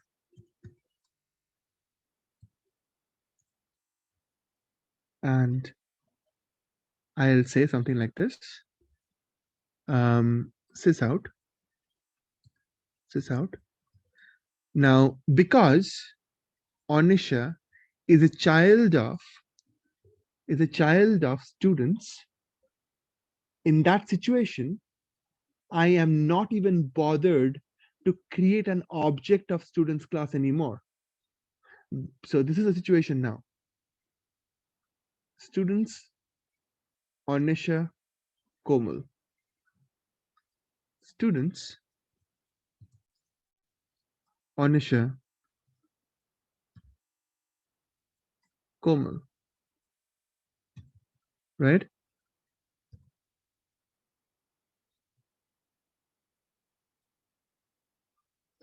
I'm extending Anisha to students. Meaning what? Meaning I don't have, this is a parent now. It is a parent and these are childs. Now, if that's the case, I don't, as a child, I don't even need to create an object of students class in order to inherit, in order to access student class properties. I don't even have to do that. Meaning what? Meaning, if you look at it in the test main, in the testing students class or test students class, right here, you see, how did we do it? We said students Sunit set name get gender. To access the set name method or set gender method, I had to create the object called Sunit. And I said Sunit dot set name or set gender, right? But for Komal, I don't even bother to use this dot operator, or I don't even bother to create an object of students class. Meaning, look at this. I can just directly say, directly call the method called getName, which will call the method getName from the parent. So Anisha can have access to all the public elements, not the private elements. Private element will never be accessible to the child also. Okay, only the public and protected elements. So getName method, I can access it within the Anisha, and then I'll say learning plus learning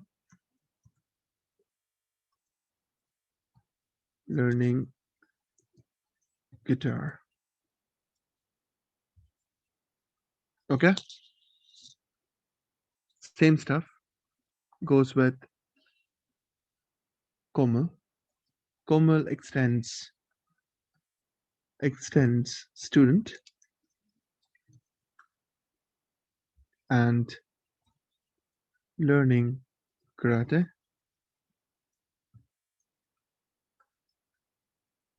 Learning karate. How about that? Right? So I'm giving special feature to the student. Now let's go back and rearrange things in the test students class right there. So here, instead of creating an object of students class to handle Komal, I'll say Komal equals new Komal. How about that? Komal equals new Komal. Can I do that? Certainly I can. Why? Because Komal is of type students. Now, because Komal is of type students, you see, I said Komal.setName. SetName is a part of the parent class students, but still Komal as a subclass can access the set name or set gender or start class and end class. On the other hand, Komal can also access learning karate. How cool is that? Same thing. Anisha, I will not be creating the object of students class anymore. I'll create the object of Anisha class. Anisha class. Right? And Anisha is learning. Anisha is learning guitar. So you see all of them different entities. Students, Sunit, Shoaif is still the same old students object. They're still all same student object. I'm not changing anything over there because they don't have any special characteristics. So I'm not bothered about them at all, but I'm bothered about these two guys because they have special abilities. And now I run them.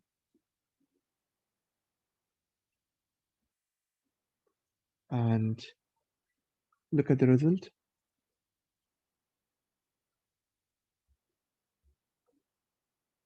What do you think? Is it making sense? Why will I ever think of using inheritance? Or what is the exact use case for inheritance?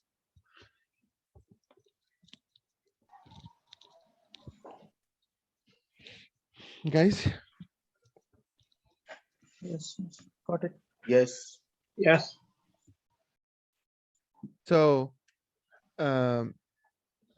when I'm talking about programming, when you are trying to understand a situation, so you just saw as per the previous drawing there, which I was drawing right here, right? Hold on, let me just undo all this stuff. Yeah, as per this drawing, yeah. Right now we learned two options to access the information out of another class. Number one is this option right here, where I'm saying create an object of the class and access the entities within it. Second option is use inheritance. Now the point is, when you start programming, when you are looking at the problem, don't try to put anything everywhere.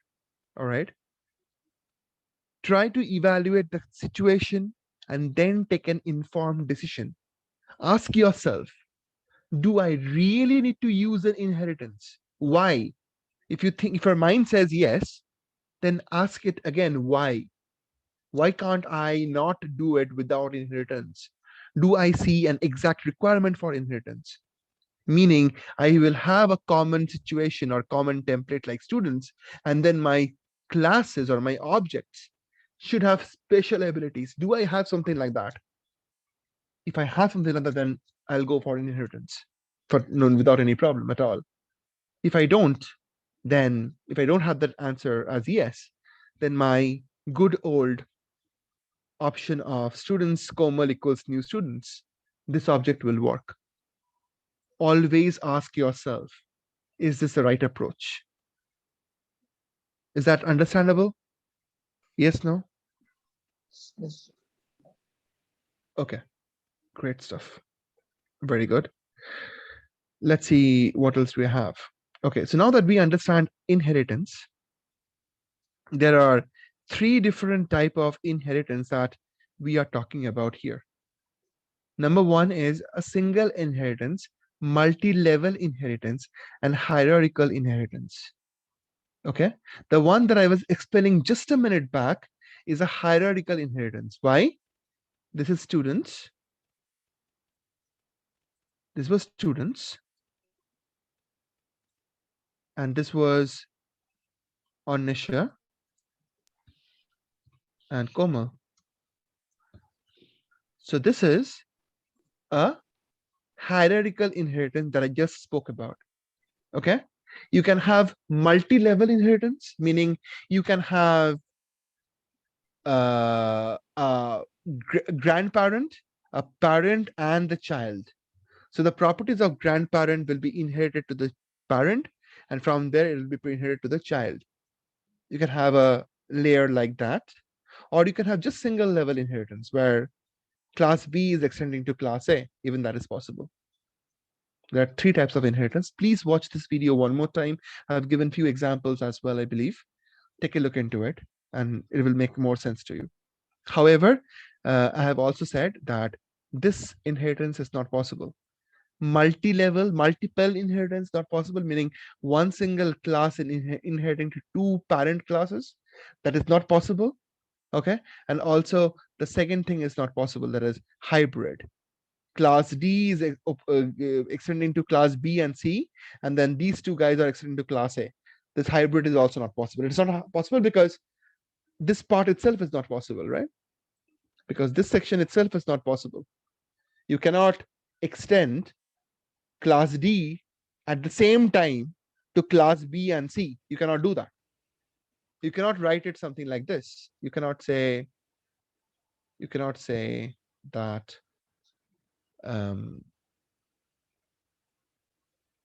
say Anisha is extending to student and also extending to Komal. You cannot do that. That's not possible, right? So you can just extend to one single class at a time. All right. So that's what I wanted to cover in terms of inheritance. Please watch the video, ask me more questions. Again, come back to the class with only one thing in mind, to ask me questions. Don't consider my class, live class, as a primary class. Your primary classes are your videos. This is a doubt clarification section. Okay. Ask me more and more questions. I'm getting less questions from you guys, please. Ask me more and more questions. That's that. Week A, class 8. Okay. So now, just a second. So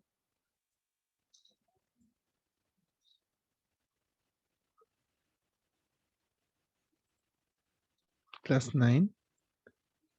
In class 9, what do I have? I have constructor, I have polymorphism, overriding, runtime polymorphism. That is what we have. What are constructors now is what we will be learning. Okay. So overloading, overriding, runtime polymorphism. It will be tough for us to cover this because I have class 10. In the class 10, I have, oh my God, no way. No way. We cannot cover this. Class 10 for sure, we cannot cover this. Class 9, I will try to cover it. I will anyway enable you with week number 4, right? But next week, I will get started with XPath so that I can take up more questions from you.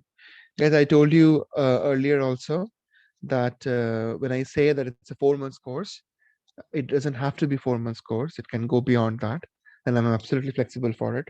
I told you again, I'm telling you again that my only motive is to make you successful. So if it is taking a little bit more time to complete it, it's totally okay. All right.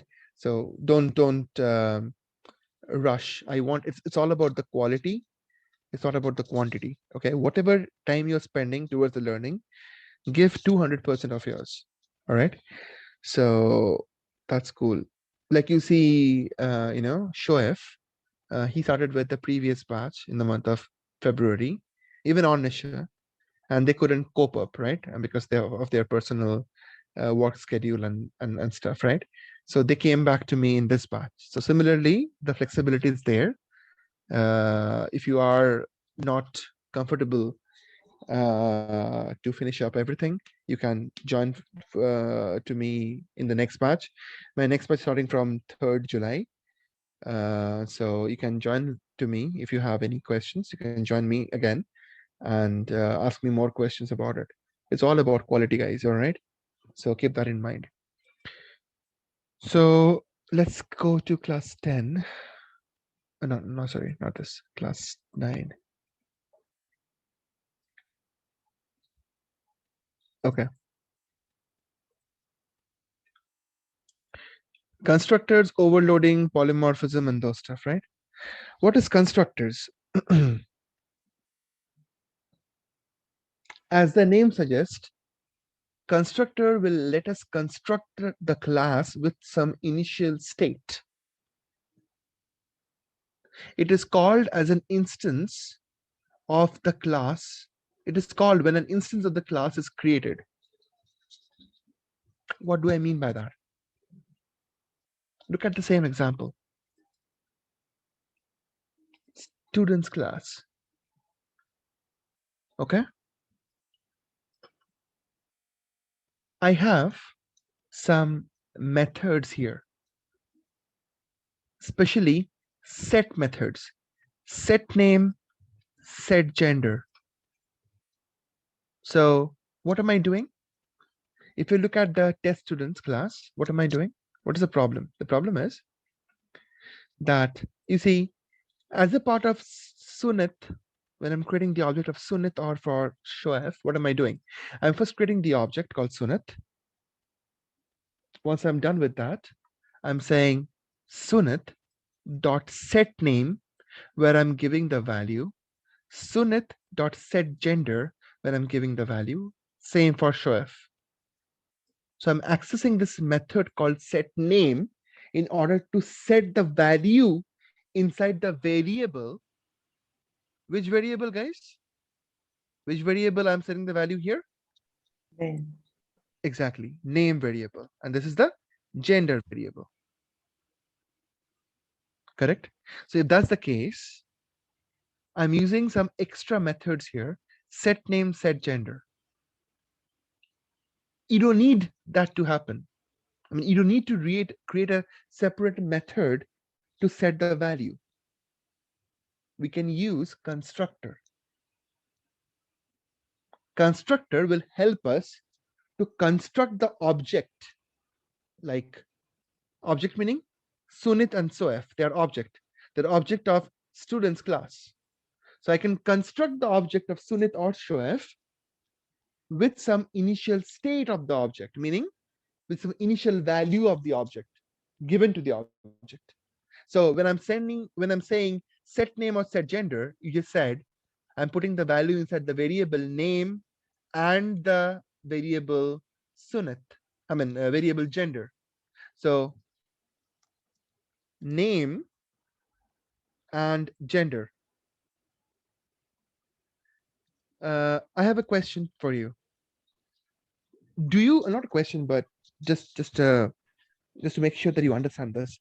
So this name and gender, do you realize that the name and gender variable, which is designed inside the student class,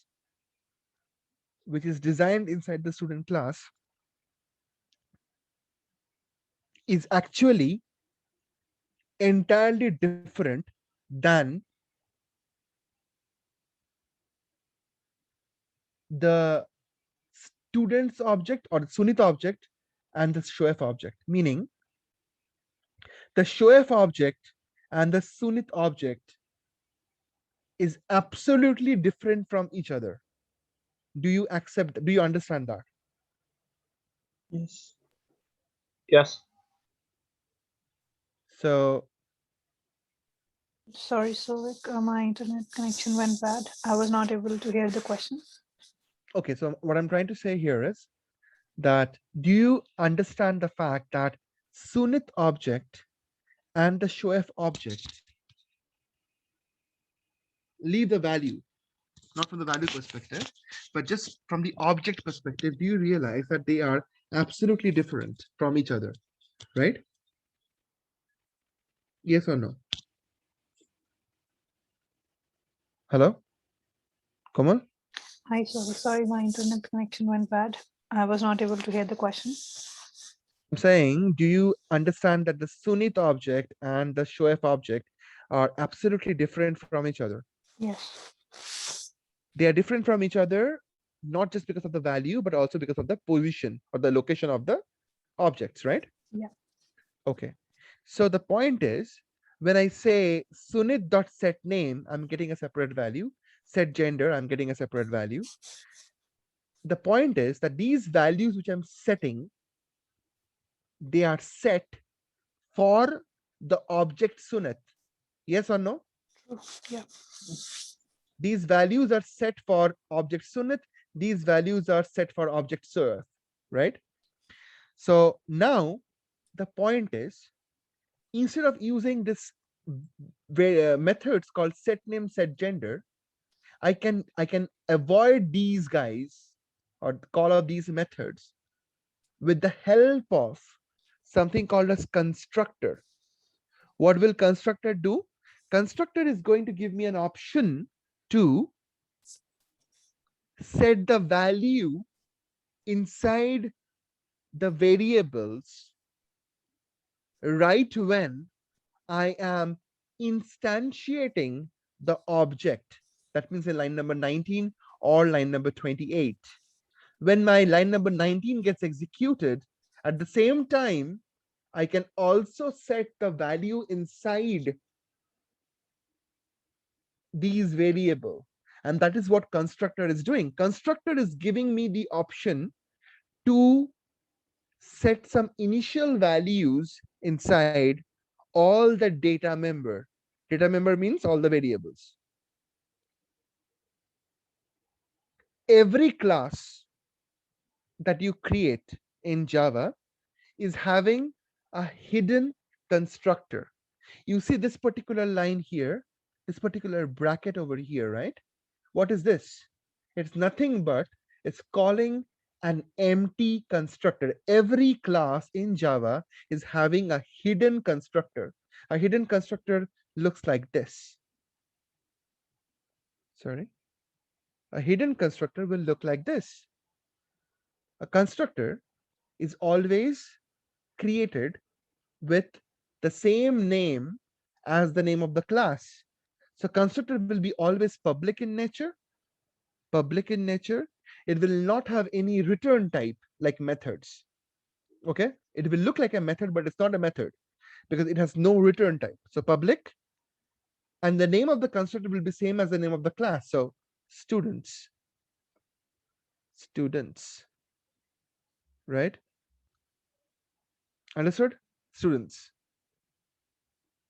That's my constructor. Okay, I'll put a breakpoint right here, sys out.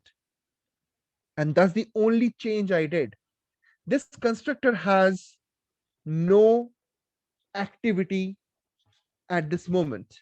I mean, whatever you see right now, if I just control X this, it's exactly same. The whole class exactly remains same. There is always, every class that you create in Java is going to have a hidden constructor, looks like this guy, without a printout segment actually. Just this guy, which has no activity to perform. However, you can create multiple constructors in the class.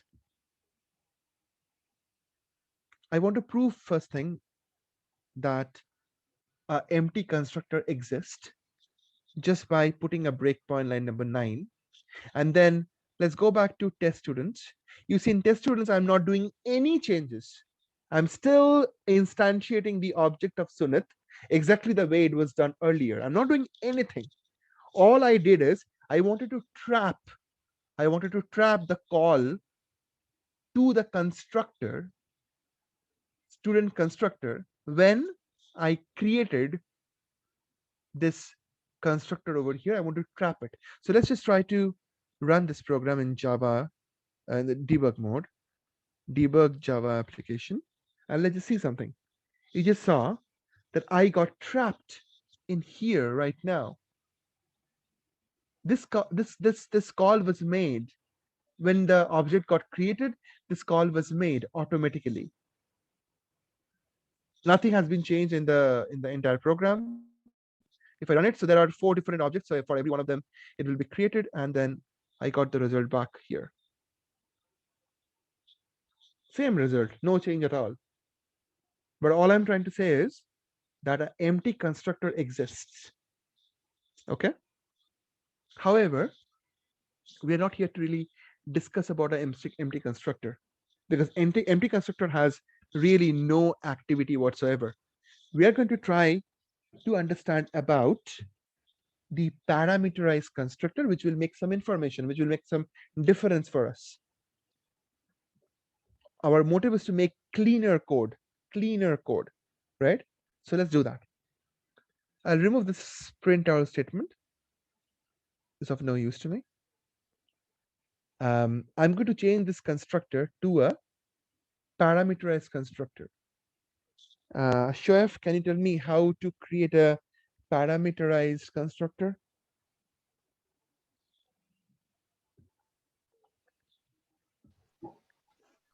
Yes, public students. Okay. And in the bracket, you can, what do you want to, any method will do? Any sort of, It's a constructor, not a method. no, sorry, public student Huh? in What? bracket, Yeah. you In can bracket. put gender or location or, You Okay. can assign a data type in the parameter. Sorry, name and what are the parameters I will be using here is my question.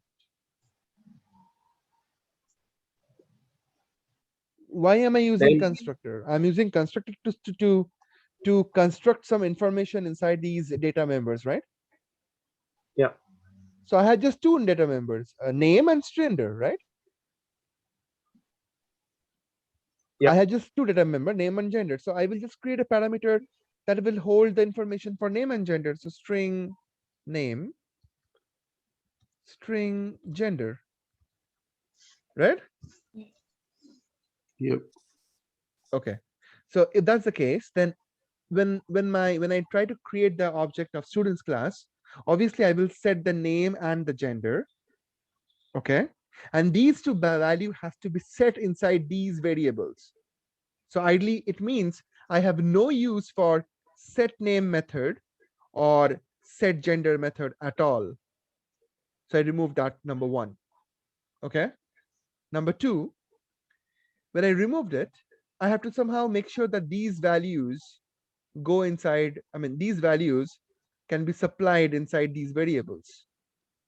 So I can say name equals name colon, sorry, not colon, gender equals gender. I can say that. Now, if I say that, there's some problem. What's the problem? You see a warning message, and the warning message said something. If you try to hover on top of it, it says the assignment to the variable name has no effect. Can you read this line and tell me what is coming into your mind? Put this dot name. Yeah, that's the answer. But can you just tell me why this is saying this? The name, the assignment to the variable name has no effect. What exactly it means, Harris? Can you repeat the question? Do you see my screen? Yes. Okay, I'm asking you that in the screen, when you see that warning message saying the assignment to variable name has no effect, what exactly is coming into your mind with that statement? So because you haven't the assignment, it doesn't have. I think you need to use the because you got rid of the set gender. There's no way to assign the variable to name.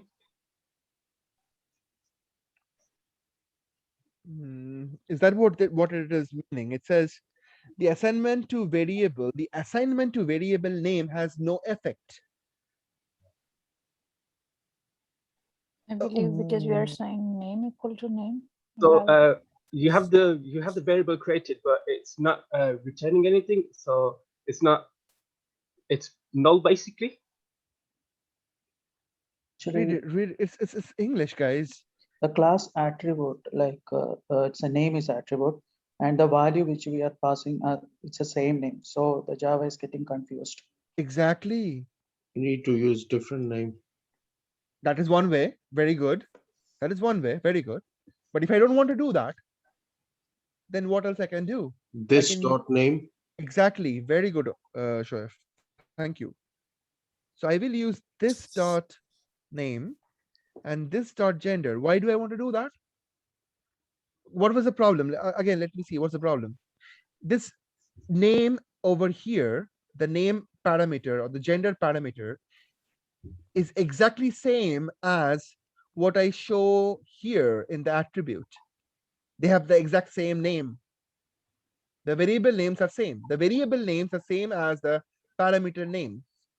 So when I say within this constructor, when I say name equals name, it seems like that I'm trying to assign this value to itself. Is it not, Harris? Yes. That's the reason why it says then variable name has no effect. Whatever the line I'm writing here, it has no effect at all. It's simple English. So if that's the case, then how do I solve it? I can solve it by adding this keyword, this dot name and this dot gender. Yeah. What do I actually mean by this keyword at all?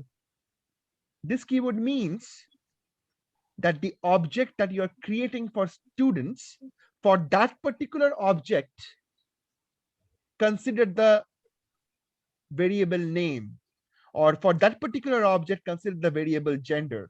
And in that object, or in that variable, you're trying to set this name variable or this name parameter. Make sense? Yes, no? Yes. Good. So that is exactly how I am constructing my object, or I'm using a constructor. Let's head back to our test students class. Okay.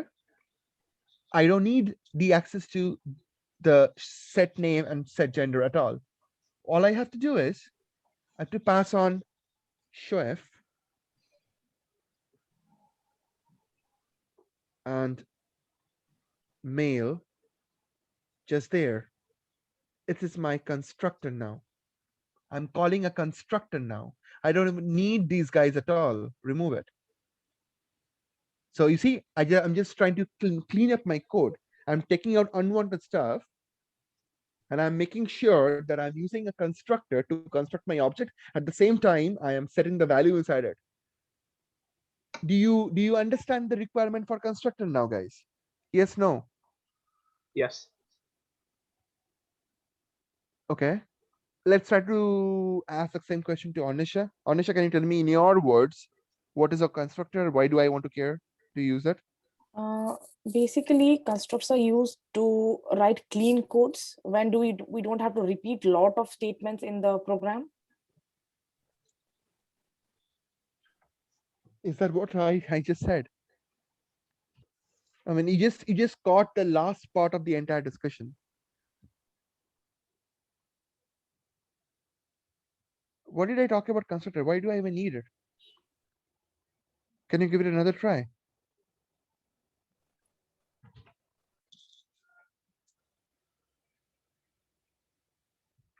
Harris, can you tell me why did I use constructor? So you can use a constructor as a base model for objects.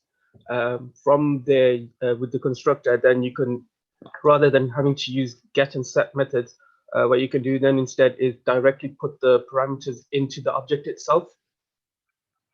And what will, if I do that, what will help? What will happen if I do that?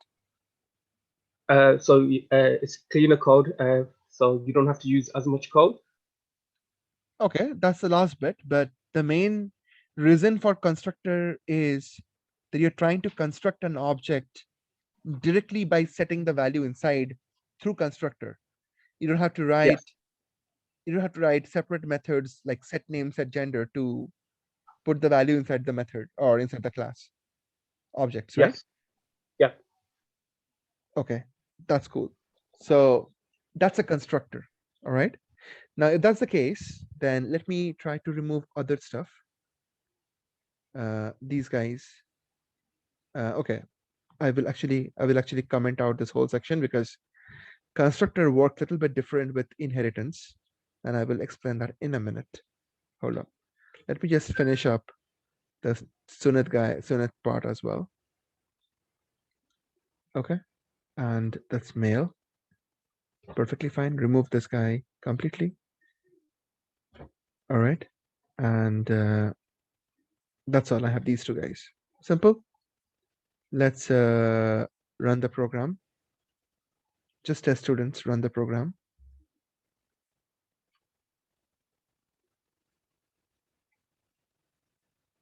Do you see that these two lines were called and I was able to get the value out? So when I'm constructing the object of Sunit or the object of students, for Sunit or for Shoaib, I'm setting the values at the same time, and then I'm able to get the value out of it. I'm able to get the output from my method calls. That's how I'm making a cleaner code. At the same time, I'm setting the information inside my objects. Is that clear to everyone? Everyone, give me a shout. Yeah. Okay. Now, if that's the case, then the next thing that we would like to understand here is how do constructor works with inheritance. I'm going to take you to one of the class. You see, all these child classes, Anisha and Komal, they are like started crying. All right. Why they are crying? Let's try to understand it. So Komal is crying. Why it's crying? Let's try to understand this. I'm going to hover my mouse on top of this error. I am expecting Anisha to read that error message and tell me what exactly it's being processed in your mind. All right. So that is what it's saying. Can you read it loud and tell me what you think about it? Implicit superconstructor students is undefined for default constructor must define an explicit constructor. Okay. What exactly you think about it?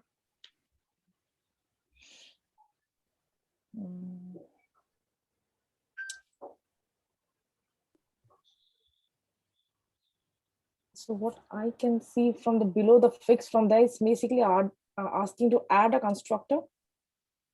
Okay, that's a fix. Let's do that. Let's do that. So that you can pass the value at one go in the one line of code, what we did in the last example. So the question is, if I already have done it for students, why am I doing it for its child?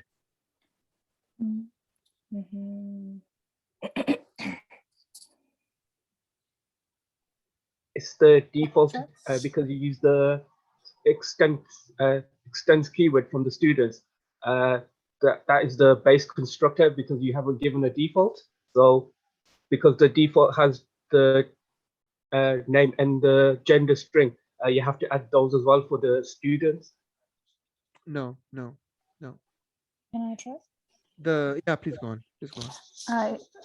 Like my understanding is Komal was defined in the other class, test students, and that is commented out. So whatever constructor we have defined in our main class is implicited to the constructors we have defined. So Komal is not defined, so we have to make the main constructor explicit so that it can be used there to other objects, other classes. In test students, I have actually commented out the whole section. Yeah. I've commented out the whole section here. So nothing to do with the main section here. I'm just saying right there, only in the Komal class right now, I'm getting this error. Yeah. And the reason for that would be what?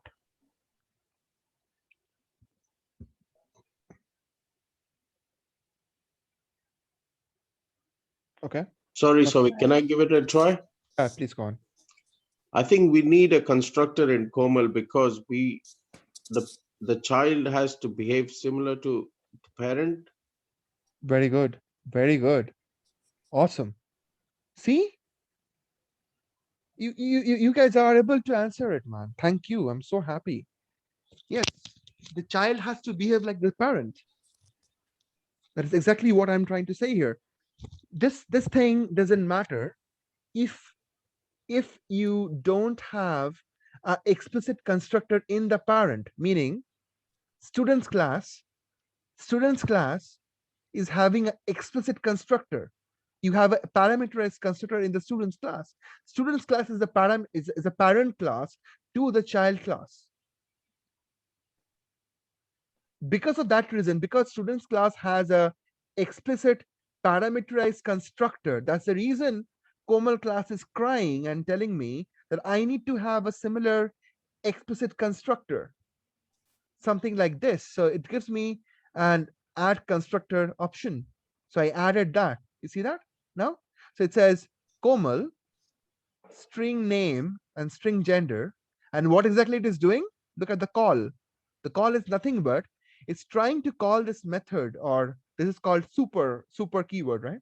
Super keyword means nothing but you're trying to call the parent class constructor. You see, super and then in brackets,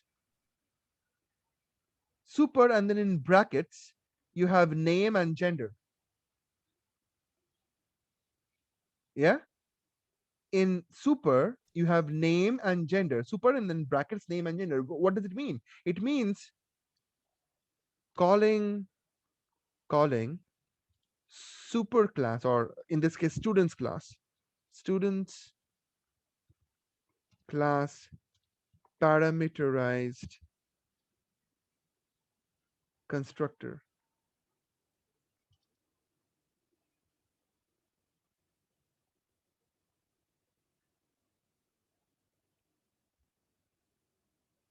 Parameterized constructor. Okay.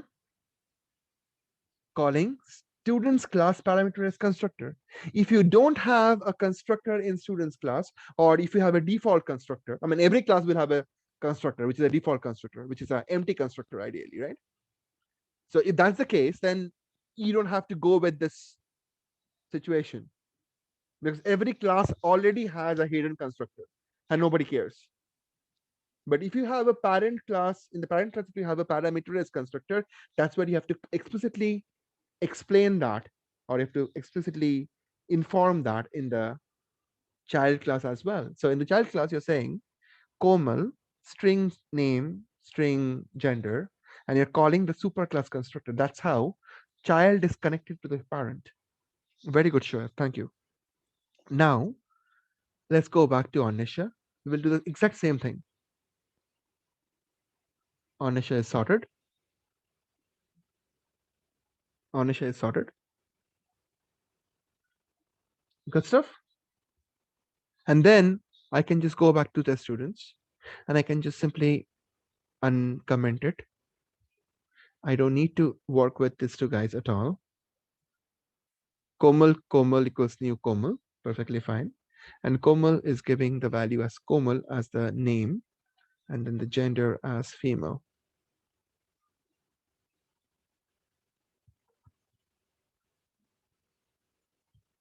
Yeah.